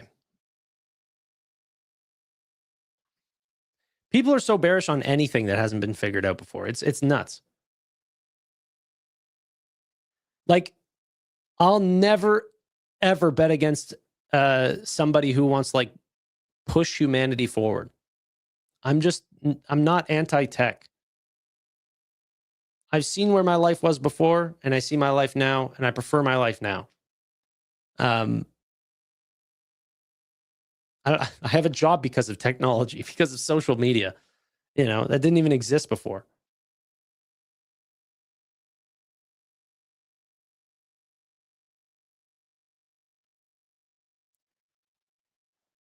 Okay.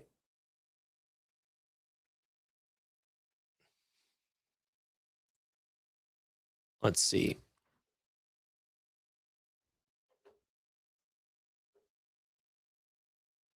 Datadog up 9.4%. This has been on quite the roller coaster since it's shown off earnings. Huge sell-off. Now maybe a partial comeback, but still not at the prices that we were at before. Sitting almost as close as $300 per share.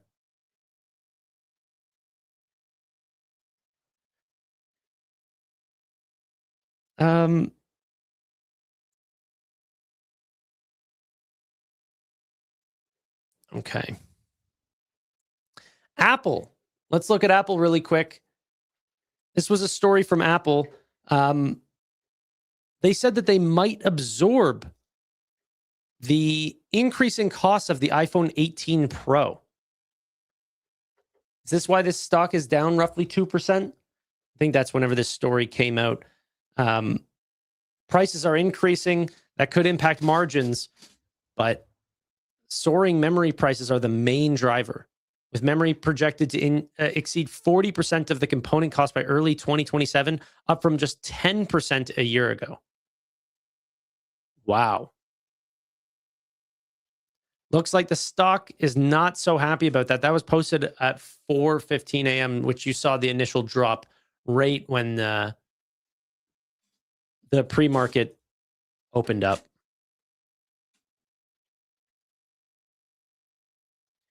Tanner, make sure you don't get margin called before the wedding like Leo did. That's so funny. He did get margin called right before his wedding. Dude was still smiling. I don't know if I could. I don't know if I could smile right before, or right after losing, the $45 billion or whatever that investors had given me. Okay. Ooh, there's a story here actually that just came out on Apple security. Let's see what this is. Maybe this has either to Apple's perspective or to some of the cybersecurity names. Let's have a listen. Welcome back. AI agents are causing a raft of new security concerns, including at Apple, which is racing to fix security vulnerabilities before they can be exploited. Mackenzie Sigalo says more in today's Tech Check. Here on set, no less. Mac, it's good to see you. So what's happening? Good to see you, Kelly. So Apple's reputation for security is getting a new stress test from AI. Apple rushed out another Mac security fix at the end of last week after researchers found a bug that could let someone get into a machine without a password. Now, Macs that have not installed that update could still be vulnerable, and this is the kind of feature that people use to remotely manage a Mac sitting somewhere else. So think a Mac Mini in a closet or server rack. Those Mac Minis, by the way, have become increasingly popular for running these always-on AI agents, which makes this kind of remote setup increasingly common. Now, one researcher previously found around 40,000 Macs with screen sharing accessible over the internet.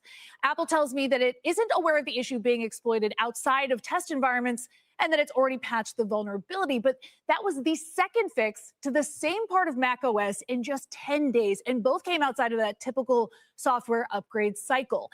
And even the fixes themselves can give researchers a new place to start. I spoke to one Palo Alto security firm that took Apple's latest patch, then used OpenAI and Anthropic models to reverse engineer what had changed and built this sort of working exploit for Macs that hadn't updated yet. It took them 4 hours to do that. So you can kind of think of this like a turbocharged game of whack-a-mole. Apple closes one issue, and AI makes it much faster to understand what changed and start probing for the next one. Is it true that they used OpenAI to try and figure out or make some of these changes? So it's being used on both sides of this equation. And Apple is said to be using tools from both Anthropic and from OpenAI to combat what they're finding, but also to just diagnose the sheer volume of inbounds that they're getting. Because in some cases, it's just AI slop, these supposed threats that are being identified. So they need a way to sift through that faster. They've also recently established quotas for these kind of white hat hackers that hadn't existed before, because just the sheer volume of problems they're finding is really speeding up. I do think it's interesting, though, pursuant to our discussion with Checkpoint, that you have to kind of use AI agents to fight AI agents, so you need them on both sides. You really. Mackenzie, thanks. Mackenzie Sagalos. Coming up, these shares. Is there a potential that there's still a lot of money to be made in these cybersecurity names that are helping across, all these ecosystems? Is Palo Alto the name to potentially consider? Who knows? I've not taken a position in any of the cybersecurity names. Not yet. Wow, this Colombia story is so freaking sad, guys. Seeing all the videos, it's wild to see that everything in our modern life now is recorded. And it's wild to see some of the videos that are coming out. It's devastating. They got hit with a 7.2 or 7.4 earthquake through Colombia. Death toll is rising. I think it was at 76 or something, 74 or something like that last time they reported it. Absolutely devastating. There's been a lot of major earthquakes that have happened through Latin America. Not just, yeah.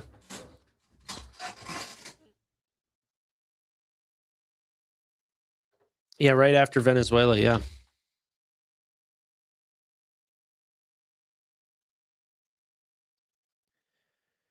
was a big one off the coast of Mexico recently, too.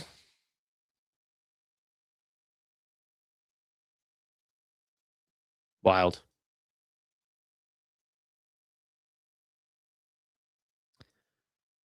Okay.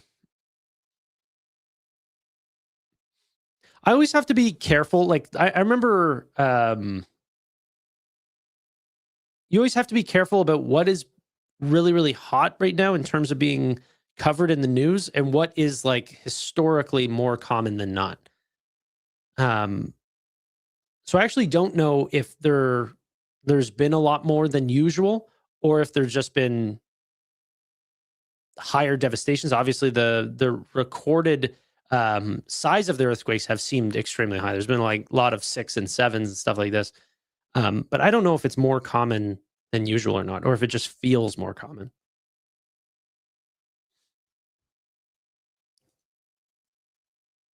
It's active season right now.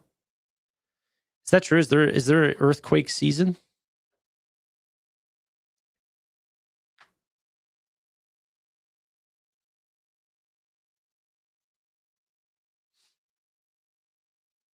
Yeah, I agree, Hayden. I remember even there was a few years back where it seemed like there was a volcano going off like constantly.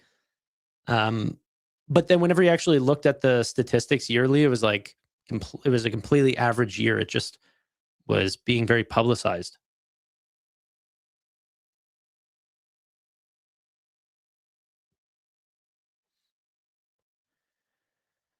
Okay.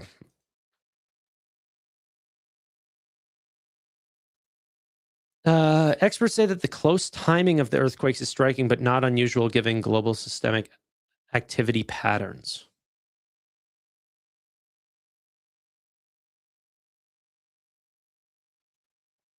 No, I've not really looked at Ondas other than through what their partnership with Palantir is. I've seen them do a few demonstrations during the boot camps that Palantir puts on, like the AIPs, or not AIP, sorry. Yeah, no, AIP 8 and AIP 9. I think it's the same name as their product, right? Their boot camps.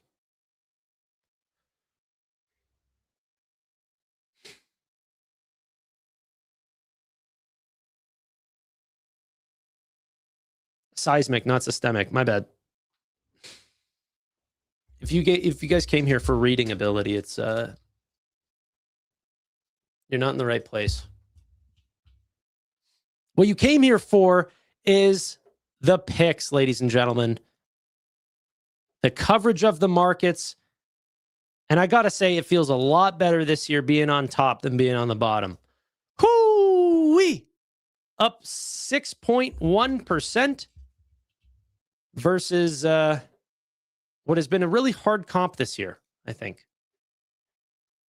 And people bash me for picking Microsoft. People are like, Microsoft? You picked Microsoft first? I'm up 40%.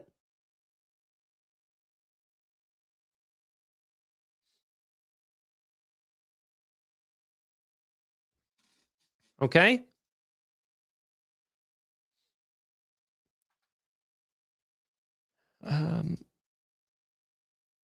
Tanner's echo chamber, same 6 stocks every week. Expand, bro. Honestly, I disagree. I think that I'm, what should you focus on whenever you're an investor? Should you be a REITs investor and an energy investor and be an expert, quote unquote, expert in biotech and drone, like in everything? I want to be where I believe that the market is going to do best. And I've not been wrong to suggest that semis have been the hottest trade, and that photonics and memory, and I find the areas that I'm focused on have been doing extremely well. Now, that doesn't mean that in the short term that there can't be a sell-off or something like this in memory. But even then, like, we're still up like more than 100%. The margin of safety that we've gotten. And by the way, whenever I sold out of my cost base, like my initial investment of Micron was, at 1,050 or something like that. So I like the focus that I have right now. As an investor, you listen to all these people that say, hey, it's about concentration. It's not about diversification always. So I'm concentrated in those areas. That's where I think I'm going to make the most amount of money.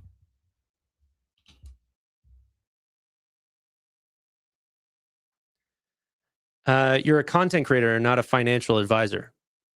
And who are you? Yeah, you go make a channel and talk about whatever you want. I'm going to do my thing, brother. You can click off any time.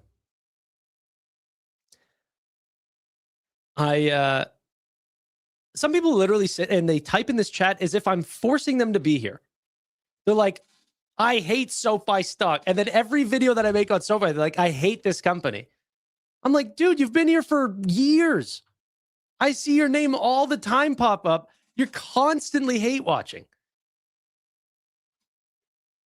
Just banned? No, I'm not banned. No, not a chance. That guy's giving his own opinion. He didn't say anything mean.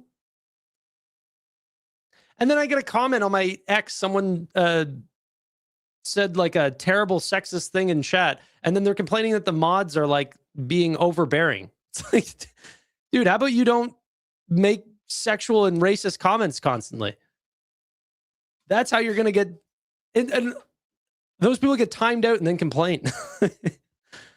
And call for bans on people who just want me to expand my... my view of stocks, which I do. Like, honestly, this is, for the most part, this was a fintech channel for you. We used to have a fintech frenzy. Then that went to a tech frenzy. Now this is the, just straight market monitor. And we do follow a lot of stocks and constantly expanding my reach, but I'm 28 years old. Like, if you want me to expand into the entire industry, to the people who do that, I literally think they don't know what they're telling you. Like whenever, and so I don't even confess to understand Palantir all that well, but hopefully I can get more Palantir FDEs on the channel and have them explain it to you. But it's one, like, I need to find a position, learn about it, and expand, you know? I don't know much about photonics, but I'm trying. I didn't know much about memory before, expand into that area. But those are new sectors. Like, if I were to jump from this into REITs, I love some of the Gaga songs. What the heck does she know about cameras? Like, I don't know anything about REITs, dude. What do you want me to tell you? It's up today. It's down today. I'll learn it. But I mean, I'm focused on where I think I'm going to make some money.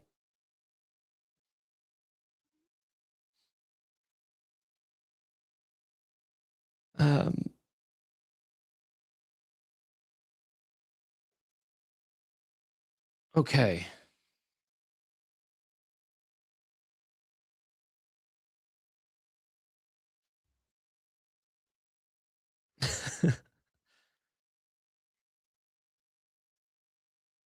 Polaroid, yeah.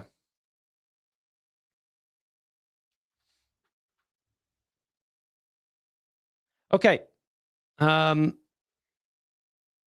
Let's continue here. I'm only going to about about like 3:15 or so, because we're not listening to earnings today.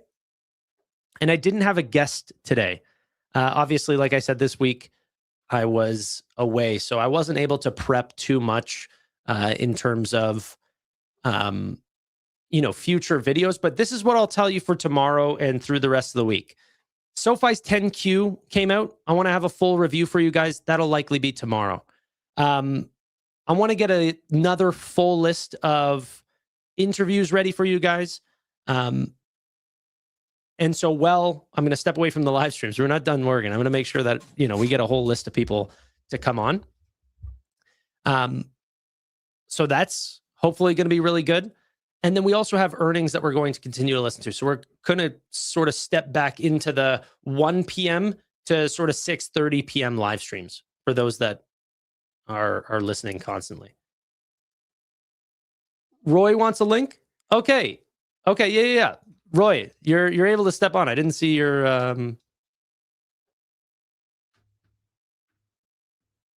didn't see your message. I was trying to reach out to people to get someone on. People are busy these days.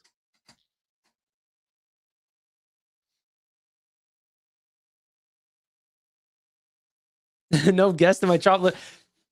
I sent you a message at 10:30 and you said, or sorry, not 10:30. I sent you a message at 10:25 and then you said, I'll see, but I'm going to be extremely busy.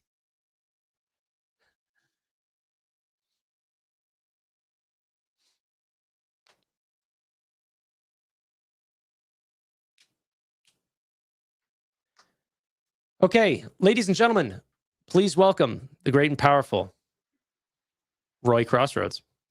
Hey, sorry for the low quality setup, low quality shirt too, but yeah, got actually it's a really nice shirt. It has a bad logo on it, but yeah, good to come on.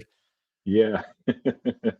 No, excited to be here and excited to be covering the CoreWeave earnings with you tomorrow night. So that's going to be a fun one. Yeah. Are you bringing the low quality setup to that one as well? No, that'll be from home. So okay. I'll leave the office a little bit earlier. Still in the office today, so figured I'd hop on and talk a little Cloudflare maybe if you want to do that or anything else. I got about 20 minutes. So yeah. I would love to hear about Cloudflare. They ended up showing off earnings, big pop during the earnings, and then ended up selling off the day after. So what the heck happened? I wasn't following this too closely.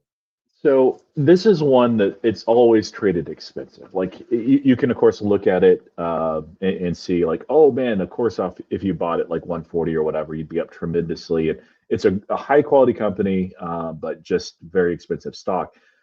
And a lot of what is happening here is they're basically pricing in future opportunities, future valuation. I don't think all of it's priced in. So I guess Well, I guess a couple of things. So one is I'm not a shareholder of Cloudflare. It's the one that's on the top of the watch list. It's been on the top of the watch list for the longest time. It's never given me an opportunity for entry. When it was pretty attractive, there was some screaming buys at the time, and so I still hope to get an entry into this. But regardless, with Cloudflare, I guess what do you know about it, or like what? And we can kind of go from there. So. Oh, sorry, I was muted. I don't know a lot about this name other than pretty much what you've told me. I know that they're a large cybersecurity player. I know that the CEO has made unbelievable comments about monitoring the internet and how much that's going to expand through the use of artificial intelligence. Yeah. But I don't know how they necessarily financially benefit from that increased monitoring. Let's then take I guess a very I won't get like too deep in the weeds, and it's one where if I get pretty deep in the weeds, I'll get lost here too, because some of this I would need to do a lot more time on. But just from a broad brush overview, there's basically 3 growth layers that are happening for Cloudflare. They are involved in cybersecurity. They position themselves as like the gateway of the internet. I believe it's still true, or maybe it's slightly higher than this. About 20% of the world's internet traffic goes through Cloudflare, and they talk about it all the time that there's like almost 80% Fortune 500 companies. They're worldwide and everything. So from the cybersecurity standpoint alone, which was the silliest thing when the market was selling off cybersecurity names earlier in the year because of AI, the need is actually greater than ever. And so if that was all they did, they would still be, very pricey and expensive, but a lot of growth would be happening there. There's 2 other layers though that I think are even more interesting. So one is, let me pull up a couple of slides here from their slide deck.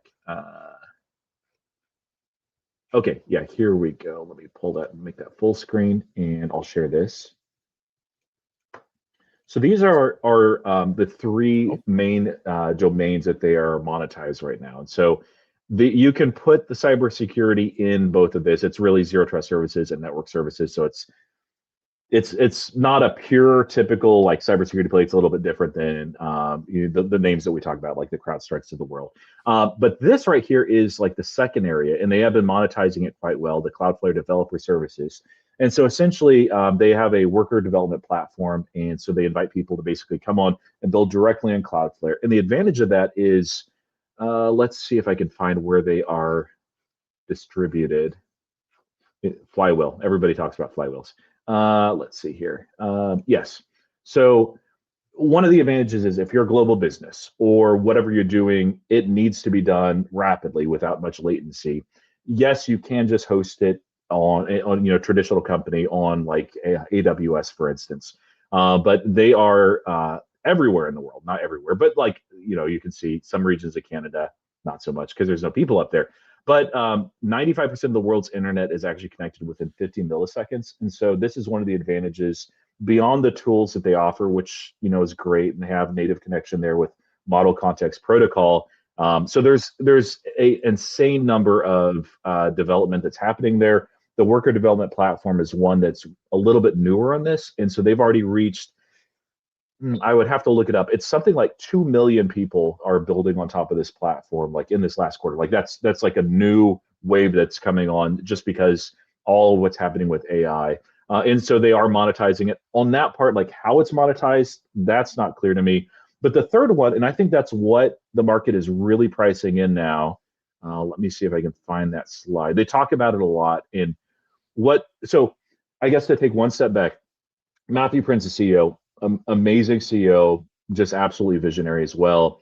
And because they have 20% of the world's internet traffic going through them, they have a very good idea of exactly what has shifted. And so they talked about this prior to the earnings call, and they have a slide in here somewhere. That's not it. That more than half of the traffic that they are seeing now is not human traffic. It is instead these agents and these bots. And so here it is. There's a few things that are happening here. A lot of their businesses are businesses like the New York Times, which have been suffering because of data scraping. That a lot of the agents will come in, just scrape the data, not pay anything, and leave. Sometimes that a lot of these companies will do like individual agreements with Anthropic and OpenAI, but if you're not the New York Times and you're smaller and you have a couple of choices. So one is Cloudflare actually helps him block all agents if they want to do that. But Matthew Prince has also proposed, and you can see this access fees right here, that there is, as a model of the internet that has been built previously is really changing because of agents and agentic traffic. What's happening is instead you can set up a toll booth, and this is down the road. It's not one of these things, but I think it's coming within the next year. And there's actually a little bit of it here. It's not meaningful yet. But in essence, you can charge a small fee, and this is a microtransaction of like 1/10,000th of a cent. And you think, oh, Yeah. 1/10,000th of a cent, it doesn't add up. No, Matthew Prince has talked about, and we'll see how this actually comes true, but already they're seeing more than half the traffic is non-human traffic. The projections that they have for 5 years out, maybe they're a little bit aggressive, is 1,000 times the amount of traffic in the next 5 years coming from the agents and agentic workflows. I don't even think that's aggressive. That seems completely understandable. Look, we're only just scraping like browser use, you know? Yes. We're only just scraping models like ChatGPT, Astra, that's going to be using multiple agents per task. Like, so they're going to be scraping multiple browsers at the exact same time to try to get the answers to things or to work through a problem. That makes a ton of sense to me. There could be exactly. a 1 to 10 overnight. Like, yeah. It's not going backwards. And because of that growth, cybersecurity, which again, it's the DDoS protection and so forth, all the cybersecurity can be more of a critical need, especially what Cloudflare does. The worker development platform, that'll grow nicely too. But this, I think, is a big opportunity because, again, even there's a lot more that they're doing here than the microtransactions, but this is what the market is really focused on. Because if you're looking at even 1/10,000th of a cent, if you're looking at 1,000x of this activity, you're not looking at a couple $100 million. You're looking at billions, maybe hundreds of billions of dollars. Will Cloudflare be the only one to make money off of that? No, obviously not. But again, 20% of the internet traffic already flows through them. They're setting this up, and they've been ahead of this the whole time. Like, I don't think the market is wrong to have Cloudflare trading at these levels. And by the way, they did a raise today, an equity raise. So they're building for the future as well. There's a cost to doing that, but it's not anything nearly like what's happening with the data center. So it's been interesting. I've been watching these guys pretty closely for the last year and a half, and man, they're just ahead of things. They know where things are headed. They have the positioning advantage already, and it's hard to see, like, maybe that worker development platform, which is, by the way, growing really, really well, maybe that's like, I think it grows nicely in the future. But man, with the cybersecurity positioning and with how they're positioning themselves with agents, a lot of growth is going to come. And there's a few other things in the earnings call, but like that, I would say, is just basically the bare bones thesis. Maybe not an Eli 5, but of what Cloudflare can be. And I don't own it, so I'm kicking myself because I'm like, man, I should have just bought it, even though it's really, really expensive. But the market is forward looking, and it is looking forward, and I don't think everything is priced in. I mean, like, obviously, if you're talking about $100 billion, First off, I've never heard anyone say Eli 5 in my life. But I get what you're saying. Next, why do you think it's so expensive? So a couple of things. The opportunity here, market is forward looking, and I don't think that some of the agentic things when we're talking about, like the agentic commerce, that might be a little further out from being meaningful. It's growing nicely, but it's still really, really small. Yeah. Versus the agentic traffic and either controlling that, being that gateway router, or charging these access fees at toll booth. I don't think that that's very far away from coming. Like, I think that next year it might be not like a super meaningful, but meaningful enough that they begin to track it. And 5 years out, it's going to be very, very enticing. And I just don't see anybody else that's positioned like they are to capture that and also be able to secure that benefit. It's not just about them getting money and they're not benefiting their clientele at all. No, like this toll booth, basically with the microtransactions that flows into their clients, but also Cloudflare captures a part of this as well. And so between that, you also have a meaningful step up with they don't call it net revenue retention or net dollar retention, but it's the same thing. You're at that 120% level. And so that's the gold standard with SaaS. Now, that's not a Palantir level, because Palantir is just a ridiculous beast that apparently is worth less than $1 to Michael Burry. I don't know if you saw that comment. No. Did you see that comment? No. Burry is shorting Palantir again and bought some puts, I think, from May. And he has said long-term, he believes Palantir is worth less than $1 a share, which is a good way of Michael Burry to either say he's gone crazy or he is just a shill and saying clickbait nonsense. Yeah, that I think, you know, if you want to say this is a $40, $50 stock, I mean, you might have something to stand on. Say that it's not differentiated, but to say it's $1 and not like, that does sound like he's just trying to pump his Substack or something. Yeah, I mean, they have like almost $10 billion in no debt. So you're basically saying that $1 should be worth 20 cents.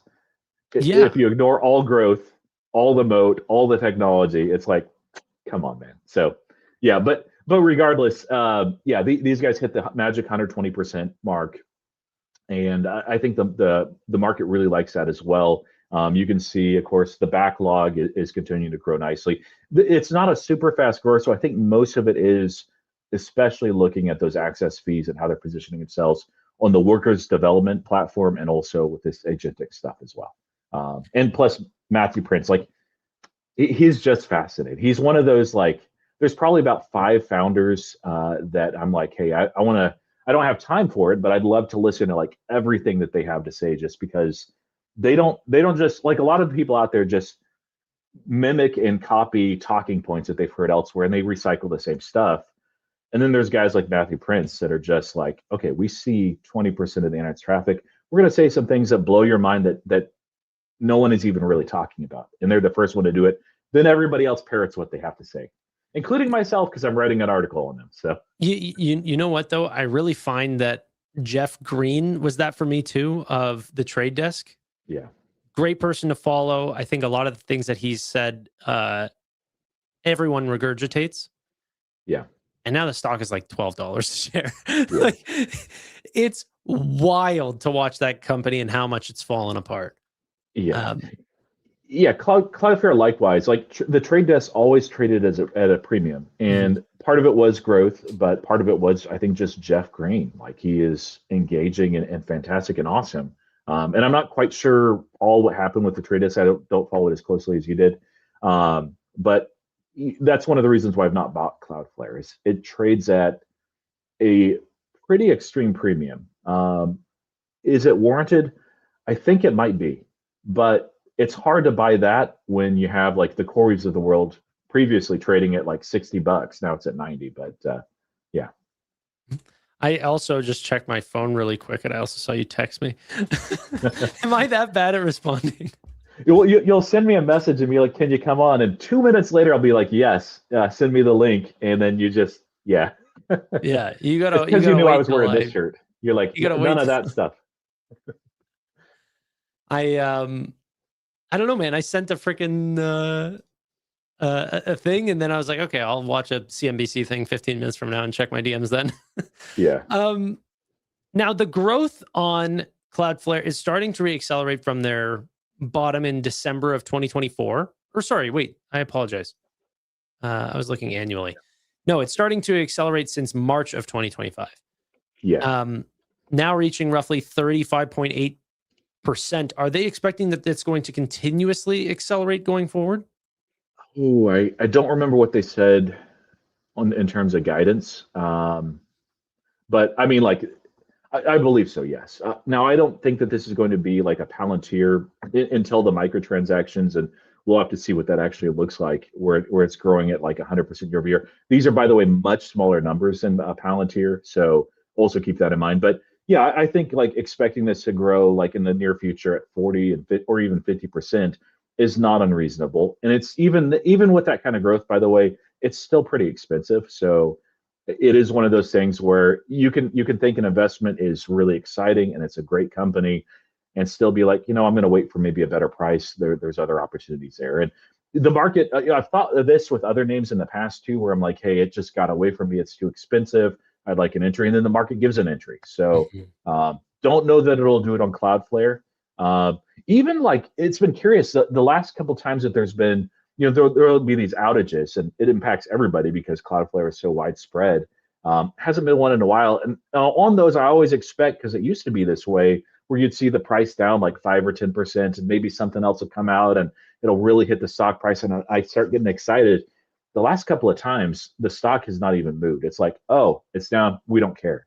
We're so focused on what's happening in the future. So margin did take a little bit of hit. It's one of those things just to kind of keep an eye on, but a lot of that has to do with the new products that they're offering, like the worker development platform. I think it's a lower margin initially right now, but it won't be necessarily in the future. I think that above 70% gross profit margin is fine though. So now, pivoting over to CoreWeave, like you said, we're doing earnings tomorrow. How are you feeling about this name? Like, do you have projections for what they're actually going to show for tomorrow? So I think that the analysts are spot on with revenue, and everything else, like out of any other name that I track, it's the widest gulf between analysts on the high end and the low end for free cash flow, for EPS as well, because that one's harder to peg down. It depends on a lot of factors. I think that they're going to surpass on revenue, but I think that number doesn't really matter that much. Maybe by about 5%, not a huge beat. They seem like they're ahead on some numbers. EPS is probably going to miss because, again, I think they're ahead on some of the build out, and that does directly impact EPS. The CapEx is the one. Like, have you seen what estimates are for the CapEx? No. You can pull that up here on Fiscal. It's an insane gulf. Now, a lot fewer analysts. I think it's like only maybe 10 that have projected CapEx for this quarter. So it is a much smaller number than the other numbers. But yeah, be sure to go to quarterly when you pull that up. Yeah, look, this is just a colossal gap. Negative $6 billion to negative $14 billion, putting the consensus at $8 billion of CapEx. Yeah, and if you scroll down, you can see like the history of beats or misses. It's kind of all over the place on this. Usually, it's tough to say. So like I did the earnings preview on X, and I also put out a video today as well where I talk a little bit more about the numbers. But because this is my first time listening to an earnings call for them as a shareholder, like, I'm just going to basically say, here's what the analysts are expecting, and here's what I kind of think. I think revenue is like the easiest thing to predict. EPS, CapEx, all that stuff is a little bit harder. The backlog is going to be a huge beat, I think. Did you see Cantor Fitzgerald's note from like a month and a half ago after the recent bond raise? I might have. Can you refresh my memory? Yeah, so they filed an SEC filing that was related to it, basically with some updated numbers. And so what the Bloomberg terminal at the time had estimated was that they would have somewhere around like 103 to 105 billion in backlog. And instead, with those updated numbers from the underwriting, you're probably looking, yes, exactly. You're looking at something closer to 125 to 130 billion dollars. So that might be something that the market gets excited about. They may also announce, and they probably will. They've already sold out capacity for 2026, but I think that they may announce some new contracts related to 2027. So the market might like that. Historically, CoreWeave, except for their very first earnings call after they recently IPO'd, they tend to fall by double digits. So I think today, I was thinking prior to today, I'm like, they're priced very reasonably, especially compared to the last 3 quarters. They're under those levels, and they're putting out more than ever. The market is still concerned with debt, though, and we saw, of course, that NVIDIA with the private equity firms, the Apollos and so forth, say, hey, we're looking at putting together something for $500 billion for these data center buildouts. Great for CoreWeave, but regardless, the market sold off NVIDIA on that. So if the chief aim and focus is we only care about the debt and we're going to ignore every single thing else, it may sell off again tomorrow. Now, I don't know that it's going to be a massive sell-off, but we might see a 5, even 10% down draw. But I'm in this long term. Usually, you usually see these recover, but it's going to be very interesting. What an insane difference between, as they said here, Bloomberg currently sits at 104.4 billion of backlog for Q2 2026 estimates, where we believe backlog could reach 131 billion. Yeah. And then on top of this, I just read this part here. CoreWeave has likely secured 90% of its year-end 2027 $30 billion ARR target. Yeah. Yeah. And in that video too, like I talked about the timing of some of these projects coming online. They had a lot that came online late last quarter, and even some in the middle of this quarter as well. So yeah, beat on revenue, probably a miss on EPS just because the build out's a little bit ahead. I would say it's hard to say on CapEx, honestly. Like, what do you think? I guess, how do you think that the market reacts? What are you looking for?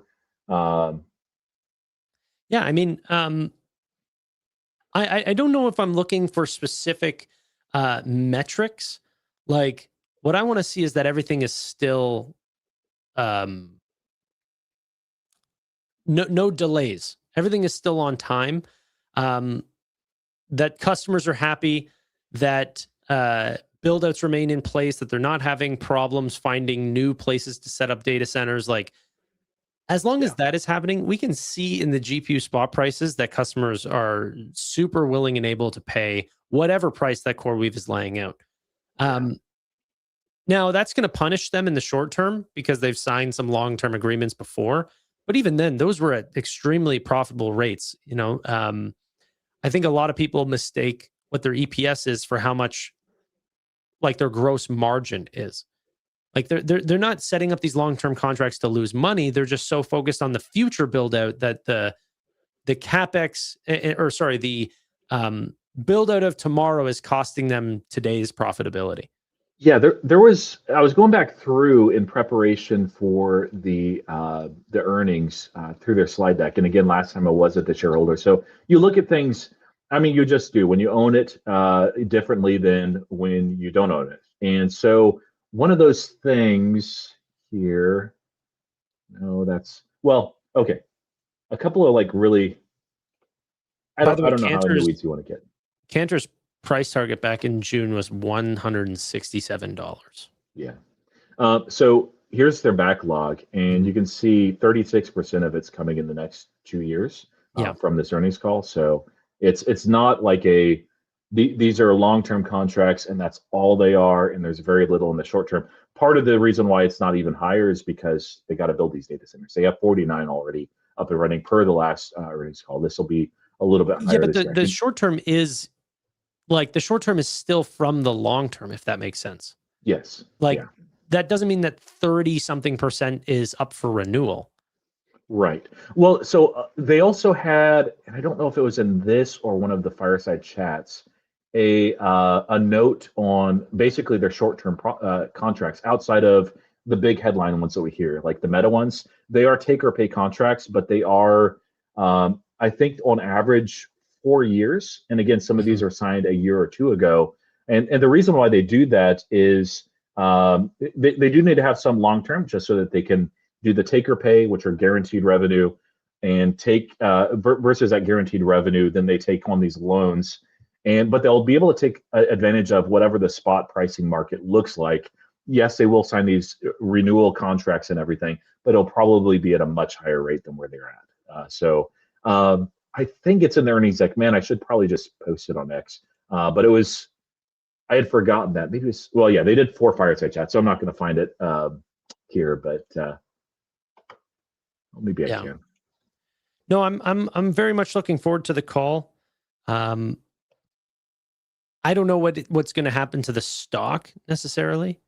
Like you said, these can be very volatile.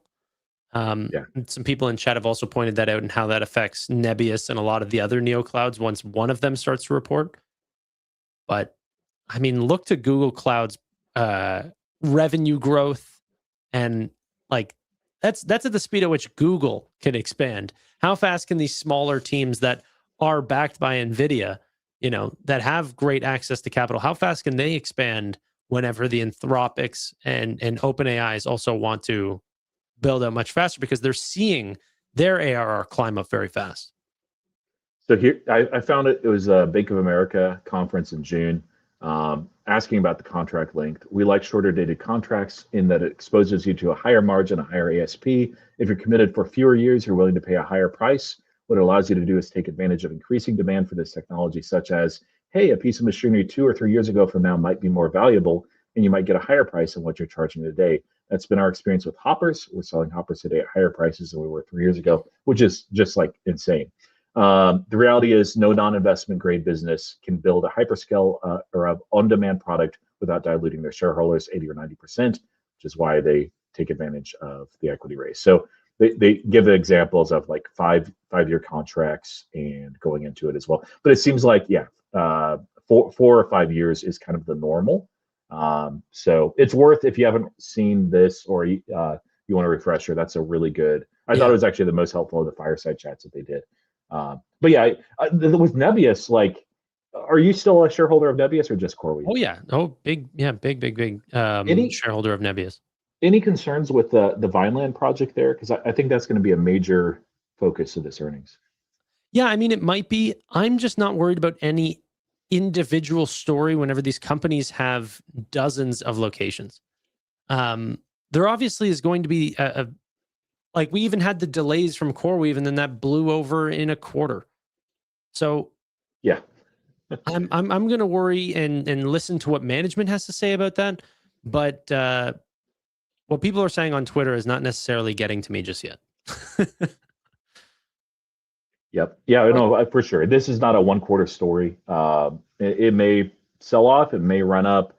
They might both. They're going to both influence each other. But the nice thing is they're back to back as far as earnings calls. So yeah, 100%. Yeah. Go ahead.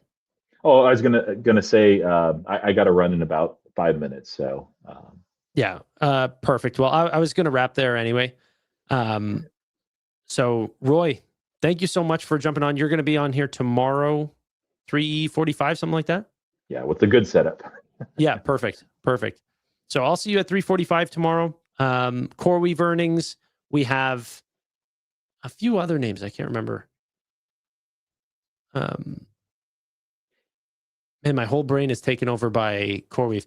SMCI, Lumentum, Firefly, Kava, H&R Block, some other interesting names. But those top three, really, SMCI, Lumentum, and CoreWeave. I don't have a stake in SMCI. I do in Lumentum and CoreWeave, but I picked SMCI in the draft. So nice, yeah. It's always fun to root for them, yeah. Yeah. It's like me with Meta. I'm like, I can't hold it, but I can hold it in the draft. All right, man. I'll talk with you later. Thanks for jumping on.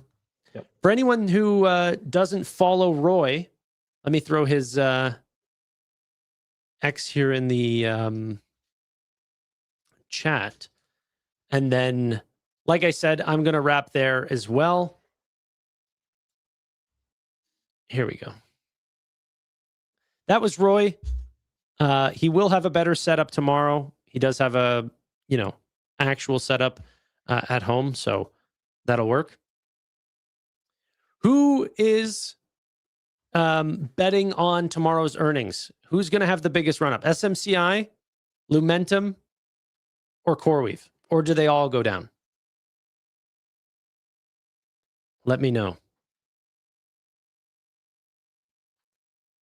Which one is going to have the bigger run up tomorrow?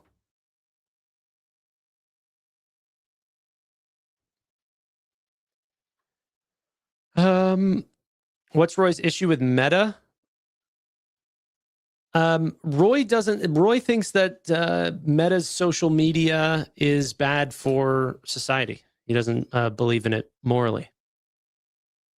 He doesn't think what Mark Zuckerberg is doing, which I think is a pretty common thing. I think a lot of people think that social media is like poisoning the youth.